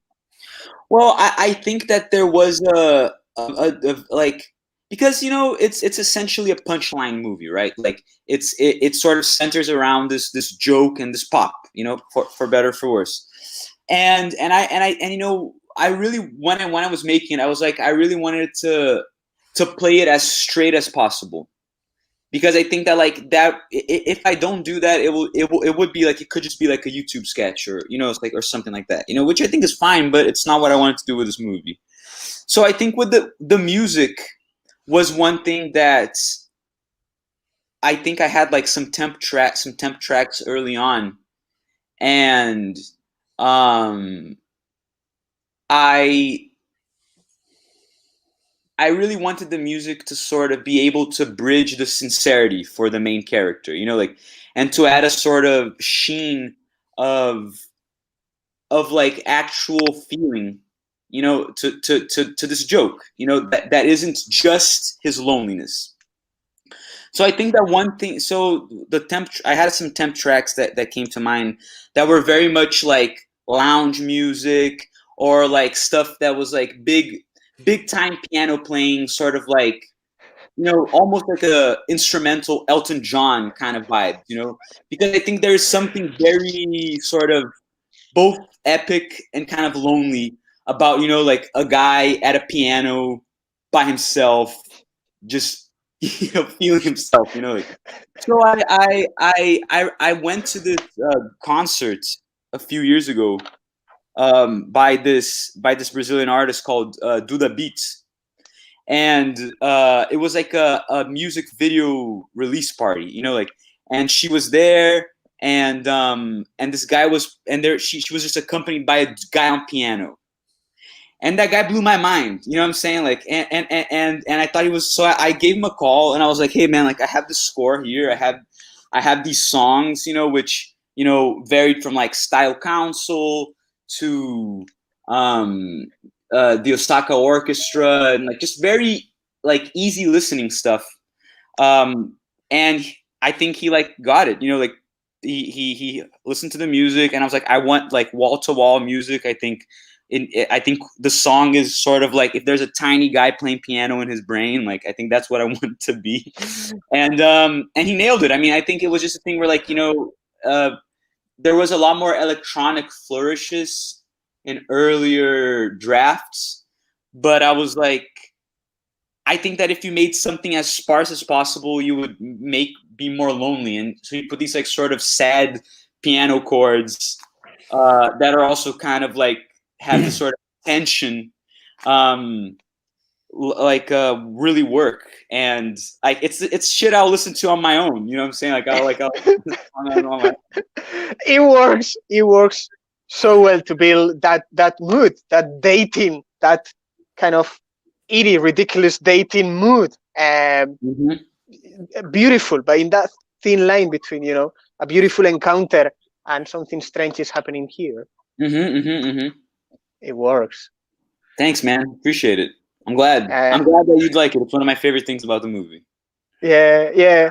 One thing, sorry, Raf, but I have to say, I told you before that I loved as well. There is just one, I think it's just once in the film, but nobody's doing anymore, is a drastic zoom out in the kitchen. There's a scene that you just do, boom, a drastic zoom out. Nobody does zoom in or zoom out anymore. You just do gentle moves of camera, tracked, like right, dollies and all of this. You don't see these zooms that were much more. That's true. I mean, I think that there's like, sorry, go on. No, you go. I miss them. No, yeah, I mean, I think that like I'm just generally very interested in like, I just think zooms are very funny, and also both like they're always kind of jarring, because I think that like they're so voyeuristic, like and so like they really put you in this idea that you're not just watching a story unfold, but you're picking sides, like, and choosing where to look at. And I think that, I mean, there's obviously like a slew of like 70s movies that use a lot of that. And I mean, the movie that like, there's a movie called Bad Timing. I don't know if you guys have seen that movie with Art Garfunkel playing a very creepy guy. And it's by Nicholas Roeg. And it has just this like most amazing uses of zooms. And I think that like, the fast zooms, it's almost like you should be embarrassed to look at things, like, and I love the idea of like the filmmaker sort of embarrassing its audience, and I don't think that was exactly what happened in my movie, because we're just zooming out on these jubes, essentially these gummy drops, but yeah, I don't know. That's a great detail. I'll be honest with you, like that was something that like I think it just comes very organically to me, like to think in zooms, because I don't know, it kind of makes you feel queasy as an audience member. Like, should I be looking at this or not? Like might as well use. It makes you aware of what you're watching, which is a film. Yeah, absolutely. I think Jonas Mekas, which is a director that has me obsessed at the moment, does a lot of it. A lot of crazy editing, crazy zooming, crazy. The camera is there all the time. Well, Jose, what is coming up after this? What are you working on? After discovering this, we want to know more. Be certain that we will be tracking your next steps. Fantastic. That's great to know. I mean, I think it's all kind of like, I'm very obsessed with these sort of transactional relationships, and I think that I've done a few shorts, and they've all dealt with that kind of stuff in different ways.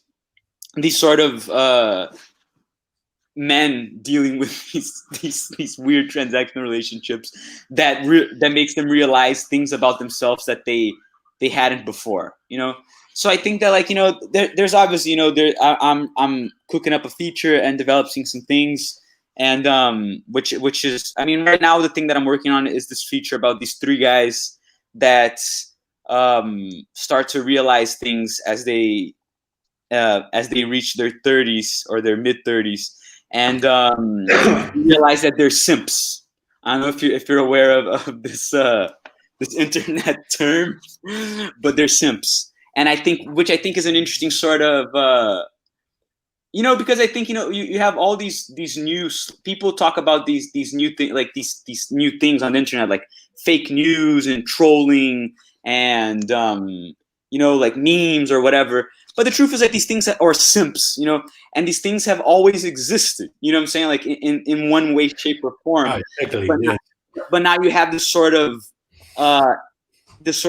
internet mantle that sort of, appropriates itself of an age-old thing, like there's nothing older than a cuck, like Shakespeare wrote about cucks his entire life, that kind of stuff.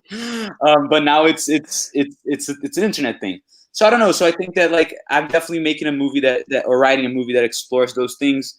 And in the meantime, I mean, I'm down here in Brazil, and just trying to stay alive during this pandemic and make some money via commercial work, which is what I do down here as well. And I can tell you, your style has space in the commercial work, I would say. As a praise, no. It's a compliment. It's a compliment. I'm saying it as a compliment. No, honestly, compliments. We love this film, so we hope to see more in the future. And thanks so much, Tadeu, for joining us. Stay well, and we hope to see more from you in the future. Thank you very much for the film, for the time, and I want to repeat what Alberto says. We want to see more from you in the future. Thank you so much, guys. It's been really inspiring, and I'm very thankful and grateful for this. You're very welcome. Cheers, mate. Thank you. Salud. Salud. So, welcome, Alberto. Welcome, Ananke, and welcome, Fiona again. Yay! Hello. I wouldn't expect less, vertical screen. I celebrate this. Welcome, Ananke. Thank you. Go turn around. Are we saying, like we're telling everyone, are we saying your name properly? Is Ananke? Ananke. Ananke. Perfect. Yes. Welcome. Okay. So we're going to do this the following way. I mean, you understand when we speak in English? Yeah, I can understand. Great. And if you want to answer in Spanish, in English, in which language? Well, I can speak Spanish better. Yeah. So that way, if you don't understand the questions, Fiona can always translate, but we will ask in English, and feel free, obviously, to answer in Spanish. That's why Fiona is here to translate. Okay. I like to start saying that SNAP was the first molecule from where this program started 3 years ago. We watched your film in Clermont-Ferrand, and we were like shocked. I think I stole a poster from one of the theaters there. I kind of tore it off the wall and took it with me. He did, not true. He did. I don't remember if it was Snap or it was the clitoris. You did a couple. You did one of that German film. Yeah. Tiene un bonito póster, Snap. Sí. Yes, it has a nice poster. So, well, tell us anything you want about this. How did you begin to start thinking about this film? Bueno, con Felipe, el codirector, comenzamos a la investigación el año 2015. ¿Me voy deteniendo o no? ¿Cómo lo hago? Bueno, puedes hablar un minuto o algo así. Vale. 30 segundos, más que un minuto. Vale. Sí. Con Felipe comenzamos la investigación el año 2015 cuando conocimos Snapchat y prácticamente nos obsesionamos porque era muy nuevo y no entendíamos qué era. Yep. With Felipe, the other co-director, we started researching this film in 2015 when we became familiar with Snapchat, and we actually became quite obsessed with it as a new form of communication. Hay que pensar que en ese tiempo, aún Instagram no robaba la idea y tampoco había TikTok, entonces esto de que la gente compartiera su vida íntima tan fácilmente, yo lo encontré increíble y ahí mismo decidimos hay que hacer un documental. And at that time there was no TikTok, so it was really shocking how people could share intimate aspects of their life so easily on Snapchat. And I thought, we have to make a documentary about this. Y claro, no sabíamos de qué iba a tratar, solamente nos dedicamos a cada día por la mañana grabar, estuvimos grabando unos 40 personajes por un año, acumulando material hasta saber qué hacer. So at that stage, we had no firm idea of where this was going. We just started recording around 40 characters for a year and to see where that would take us. Sí, y bueno, luego con esos personajes ya escogimos los que sentimos que compartían su vida más que otros y que tenían algo que decir, porque claro, uno se encuentra con mucha comida o mucha fiesta, y elegimos los que tenían, digamos, no sé, un mensaje más interesante quizás. Then we chose the characters that we thought had a lot to say and who were also willing to share a lot more than others. And that's how we selected the final three. Y en ese momento, cuando ya teníamos un primer armado de montaje, nos acercamos a los personajes, le contamos lo que habíamos hecho y le pedimos permiso para usar el material y a participar del proyecto. Then once we had chosen them, we got in touch with them and we told them what we'd been up to and what we had recorded, and we asked them to get on board with our project.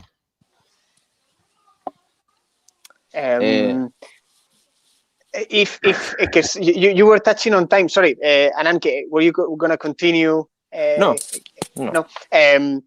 I wanted to ask you about the concept or the idea of the use of time, because our relationship with this film is very special because of the time that has passed and the place where we saw it, which was a massive screen, as Rafa was saying, in Clermont-Ferrand, almost 3 years ago. As you were saying, you started doing the research in 2015, and our perception and our harmonization and accepting these video formats have changed radically in 5 years. And this film is also touching on the element of, sharing your life in bits of 15 seconds. So this idea of time is very central in the film itself and in our relationship with the film. A film that we show it in 2019 for first time in a Chilean focus we did here. So it's the only film in the program that we're showing twice. It's the second time that we showed this film because we are obsessed with it. But the question was about time. Sorry. Sí, bueno, claro, primero es cuando lo hicimos era algo muy novedoso en ese momento y nuestra primera preocupación era cómo convertimos estos extractos de 15 segundos o 10 segundos en un cortometraje que pueda entenderse, porque a veces se sentía que podía ser demasiado abrupto los cortes, que la gente no estaba acostumbrado. También nos pasó con el vertical. Yep. Yeah, when we first made this was very new, and we were worried about how it was going to come together. We had a series of 15-second clips, and how were all these short elements going to come together in a way that people could understand? And then we also had to consider the vertical integration as well. Sí, y para nosotros fue importante estrenar en Clermont, y ahí las entrevistas que tuvimos, igual creo que hubo gente que aún no estaba tan de acuerdo con el uso del vertical, estaba un poco resistente a esta invasión que estaba ocurriendo en el cine, porque también creo que tiene aspectos muy tradicionales, algunas partes del festival, pero fue interesante la conversación que se dio. There is an element about timing that... Rafa, Fiona. Sorry. Every single time. Our first showing was in Clermont, and that was, very interesting for us. Some people weren't really in agreement with using this format, this vertical format. They may have seen it as a sort of invasion of traditional cinema. So we had some really interesting discussions about it.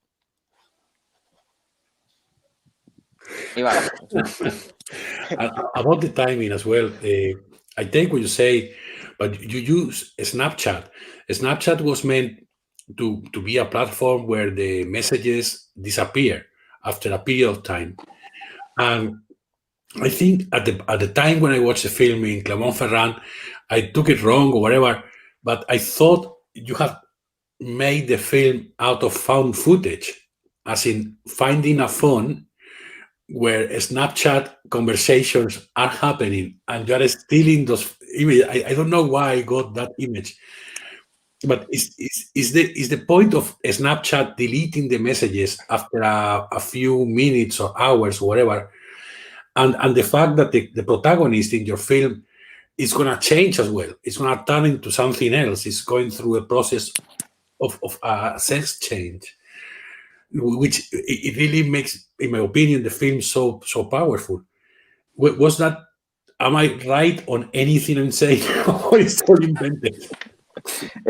Sí, estás en lo correcto. Nosotros robamos el material porque lo que hicimos fue seguir a estas personas en Snapchat y ellos confiando en que se iba a eliminar, pero lo que nosotros estábamos haciendo era registrar la pantalla del celular y guardar todo este material.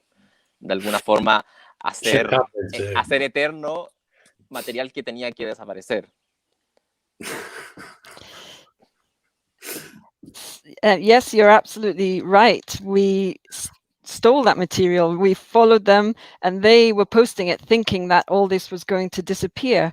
However, we kept it. We took the screenshots, and we've now saved it, so it's going to last forever.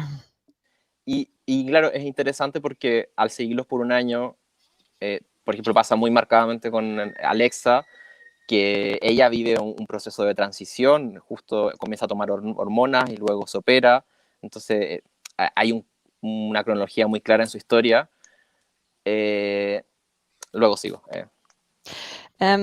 Yes, so we followed them for 1 year, and in the case of Alexa in particular, she is going on a gender transitioning process, taking hormones and then going for an operation. So the chronological order of her story is quite clear. Y además de ser interesante cómo los personajes cambian en ese tiempo, también es interesante preguntarse ¿qué versión de ellos estamos viendo? ¿Qué versión presentamos de nosotros mismos en las redes sociales? ¿Cuántas veces borraron un snap antes de subir el definitivo? ¿O cuánto lo practicaron? Lo interesante de este material es que uno lo ve y piensa que es muy real, pero perfectamente puede no serlo. Es el formato lo que le da esta sensación de hiperrealidad. Yes, it's interesting to study how people change. And then another factor is what version we present of ourselves to the world. Although the clips we show in our film, we see clips in the film, but how many practice shots did these characters have to create that? How many did they delete? So we look at something like this and think it's real, but is it actually real? Yeah. Something, I'm literally jumping, I don't know, Ananke, if you wanted to continue, but something that really strikes me, and is in other films in this program, is this element of what you're saying, what happens when you're not tweeting, doing a story, when the cameras are off, no? How are these persons or these new persons that they created, these new digital personalities, no? And it's something that was there when I was watching Snap, and I was thinking just, how are these people when they are not doing live chats, Snapchat? I was thinking about that a lot, so glad you mentioned it. A mí me pasó, o sea, nos pasó con Felipe que durante este año yo sentí que los conocía, pero luego pensaba en realidad, si junto el material he visto, no sé, 4 horas de su vida, no los conozco, pero yo los sentía, y o sea, no solo a los que aparecen en el corto, sino a los 40 otros que seguí, que los veía cada día y estaba muy involucrado en su vida. Era muy raro. Felipe and I both felt that we really knew these characters, yet when we add up all we have it's only really about 4 hours of their lives. And I felt like this with the other 40 characters as well, because I saw them all the time. I felt involved. So it's, really quite a strange aspect of this. I don't know, Rafa, you see much of a difference with Alfred Hitchcock, Rear Window? It's that element that is so present in cinema, voyeurism, and we've talked today with other directors that recognize that their films started out of just stealing material or just watching people doing lives, and that was the seed of the film. Did a big out of strange comparison? I see that element of voyeurism in your film as I see it in great classics. The pleasure of watching, yes, that is there, but I think the combination of the new technology, the how you say the ephemeral nature of the footage or its intention is what makes the the film. Amazing, interesting. What about going forward? What are you working on? Are you having any other project with Felipe or without him? Are you still in other people's lives in other apps? No, joking, adelante. Lo he pensado. Bueno, no, ahora con Felipe acabamos de terminar un cortometraje documental, pero ya otro tema sobre unos edificios acá en Chile muy grandes, donde vive gente muy hacinada, en su mayoría inmigrantes. Y bueno. Yes, I've considered it. Yeah, with Felipe, we've completed another short film, and this is about the lives of people in a building, and these are mainly immigrants. Y luego, ahora estoy desarrollando un proyecto en un máster documental, largometraje, sobre la relación entre los adultos mayores y la tecnología e Internet. Goodness. And I'm also working on a project, developing a project, which is a feature-length documentary, and the theme is about adults and technology and the internet. Well, Hector. Hector? No, I was trying to say effectively, I know Anakin and Felipe. It's great to have you in the program. It really, Snap, it's one of those short films. Alberto and I watch a few short films every week, and this is one of the important ones. I mean, I think it's the only one. It's only two short films we have shown more than one. The other one being Time Code, which it makes, I don't know, it's quite funny to think about that. Yes, no, Glad you like it. Obscure stuff we like, no? But it's funny, you know, like two guys, like you can see us, you know, two different visions, two different perspectives, and we both fell in love with this short film, you know, and the vertical aspect of it, the discourse on time, this voyeur idea behind. There's something really, really powerful about this film that we love. And before we finish, all the characters are very powerful, but I think Alexa steals the show in a way. And it reminded me a lot. It's almost like it has to be an utopia. Alexa cannot exist in real life. It reminded me a lot, if we stay in Chile, with Pablo Larraín's Emma, no? I see that film and it's like, wow, I want to be with Emma, with Alexa all the time. Is there an Alexa out there? And it feels like, you know, I hope so. I wish, because it's so powerful, that character. La verdad, ella se parece bastante a cómo es en Snapchat. Luego, cuando la conocimos, es una mujer increíble y con mucha fuerza. Yeah, in reality, she's actually very much like as she appears in Snapchat. She's really an incredible woman. Bueno, pues muchísimas gracias por estar con nosotros y muchísimas gracias por tu corto. Y por favor, cualquier cosa más que hagáis, tenéis que compartirla con Cinematic y con nuestra audiencia. Muchas gracias a ustedes por la invitación. Thank you. Have a lovely day. Disfruta el domingo. Hasta luego. Adelante. It's nice to see you. Have a lovely Sunday, Fiona. You too. Bye. Fiona, thank you very much. And we have our last guest, I guess, Paul Heinz. Not just yet. I think he did answer on the email, so I guess he should be around shortly. I told him that we were running late, and you know, we might expect him at 15:15. So give him a minute, because I think he's joining us. Well, one of the films we couldn't speak with the director is Sin Filtro, without filter. And it's one of those films that was polemic when we discussed the program and that, whether to put it in or not. And I was speaking with Alberto just before starting the broadcast on this subject. You know, that our mind is still on creating programs for live screenings where where obviously this scene filter will have gone absolutely down like a riot. It's funny, it's short, it's very quirky, you know, on the what happens is you laugh about people dying, and they make the most of the death, accidental death of other people to gain some popularity. So illustrates the subject. And illustrate Rafa, that initial feeling that we had, no?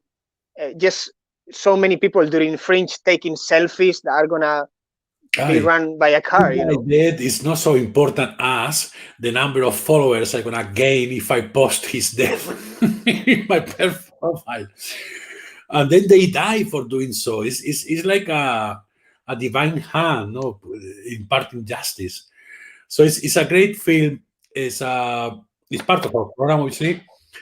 Enjoy it.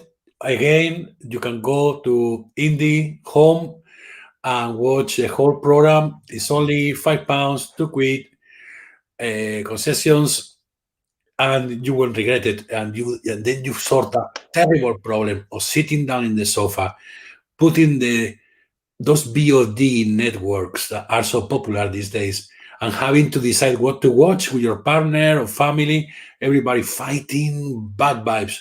Cinematic, one program, 1 week, watch it, easy. And you can watch it twice.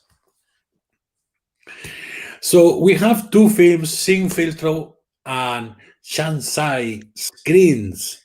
An exception, no? An exception, because people probably were in the credits trying to find who is Spanish or Latin American in the credits. I think the casting merit was Spanish. We support the trade. And we just love the film, and sometimes we do exceptions too. No, well, this is not the same. It's not always. I mean, we do focus on the Spanish, American, independent films. We do like short films.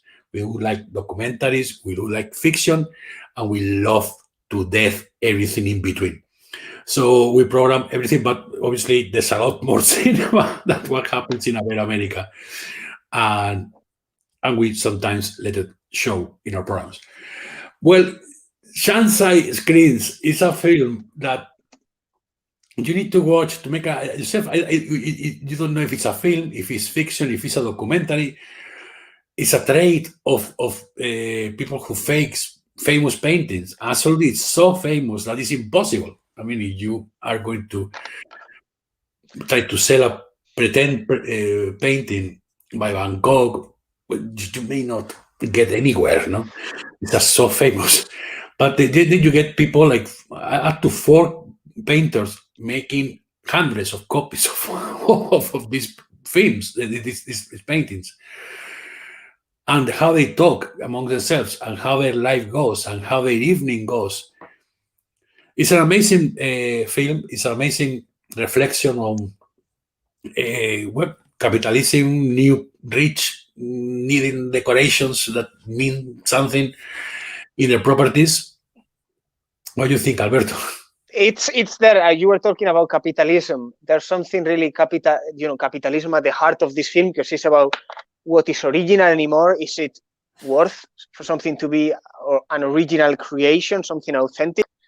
But when you put those things together, I think is when this film, grows.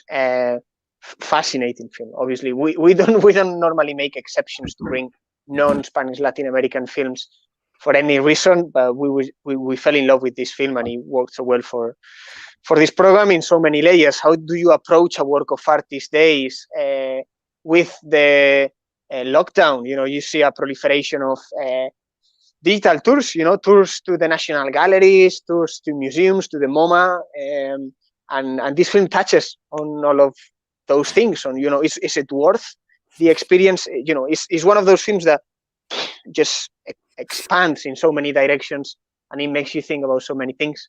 And I hope Paul, the director, will be joining us shortly, which he is, if I'm not wrong, artist and video artist himself. There's a lot on this film that on them themselves, the artists, arranging to meet when it's over via their the profiles, the God knows what kind of app they're using to get their print sales, the paintings sold, and that the kind of industry fake. We've seen Tinders for SIPs, Tinders for artists in Shenzhen, in this village.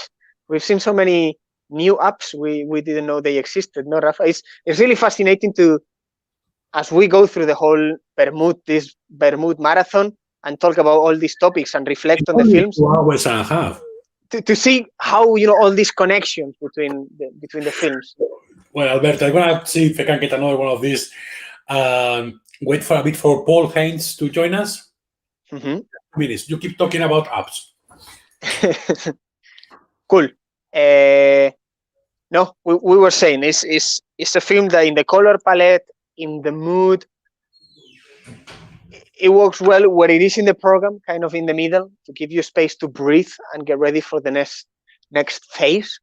Because it's very, very different from it felt like a very, very different film comparing to the rest of the program. We've seen films that combine the use of Instagram stories, Snapchat stories, screen conversations with panoramic, cinematic, traditional 4:3 different aspect ratios. And in the case of Snapchat, a full film that is just vertical video.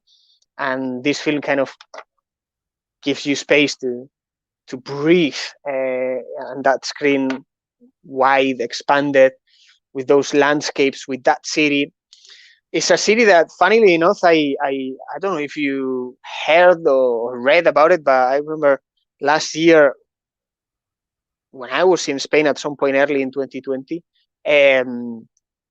it was in the news, and I heard about this village in China that is just devoted. It's a full city. It's not a village. It's a city, a massive city that lives out of mass reproduction of artworks, of copying Van Goghs and Monet and all sorts of paintings. And one of the questions I will have if we get Paul in, and Rafa was addressing too, is where is the demand for this? I was thinking, where are people demanding these paintings from? Is it a Chinese market? Is a European market? Where are these copies being distributed, and where you see them? I mean, no, sorry. No. Here, so I'm drinking Matsu, El Pillo, which comes actually so fine with what you say. No? Who orders these fake paintings? I mean, with respect, it's not like who orders these fake bad paintings. It's just where is the demand for the work that these people do in Shanghai? Well, altogether, Alberto, I think we have an amazing Vermut today. I think Paul may have been having some issues to join. Mm-hmm. I don't know if you want to call it a day, just invite one. Let's do that. Yeah. More people to go and check it out. I know there's so much stuff online, but I know so many people are watching stuff online. So why not choose Cinematic? It's a program put with a lot of love, handcrafted program. Alberto likes to say that. And it's true. It's true. It's handcrafted. It's done with love. It's done with care. And it's done for you. Just join in the home, check it out, and let us know what you think. Enjoy your Sunday, folks. Enjoy the films. You can revisit them, and very soon you spoiled a little bit the new one, and very soon we will announce the next program, which obviously we're aligning with the 14th of February, and we're offering an expanded, wide, plural, colorful idea of love and despair. So we will have an alternative Valentine's program between the 12th of February to the 19th. No, is that right? Yeah. So nothing more from me. Enjoy the films. Thank you very much for joining, guys. I've seen numbers actually in the Vermut we haven't seen for a while. This program will be in YouTube, will be in Facebook, will be on our website. It's amazing. Watch it, enjoy, have a glass of wine, watch films. Cheerio. Enjoy your Sunday. Thank you very much.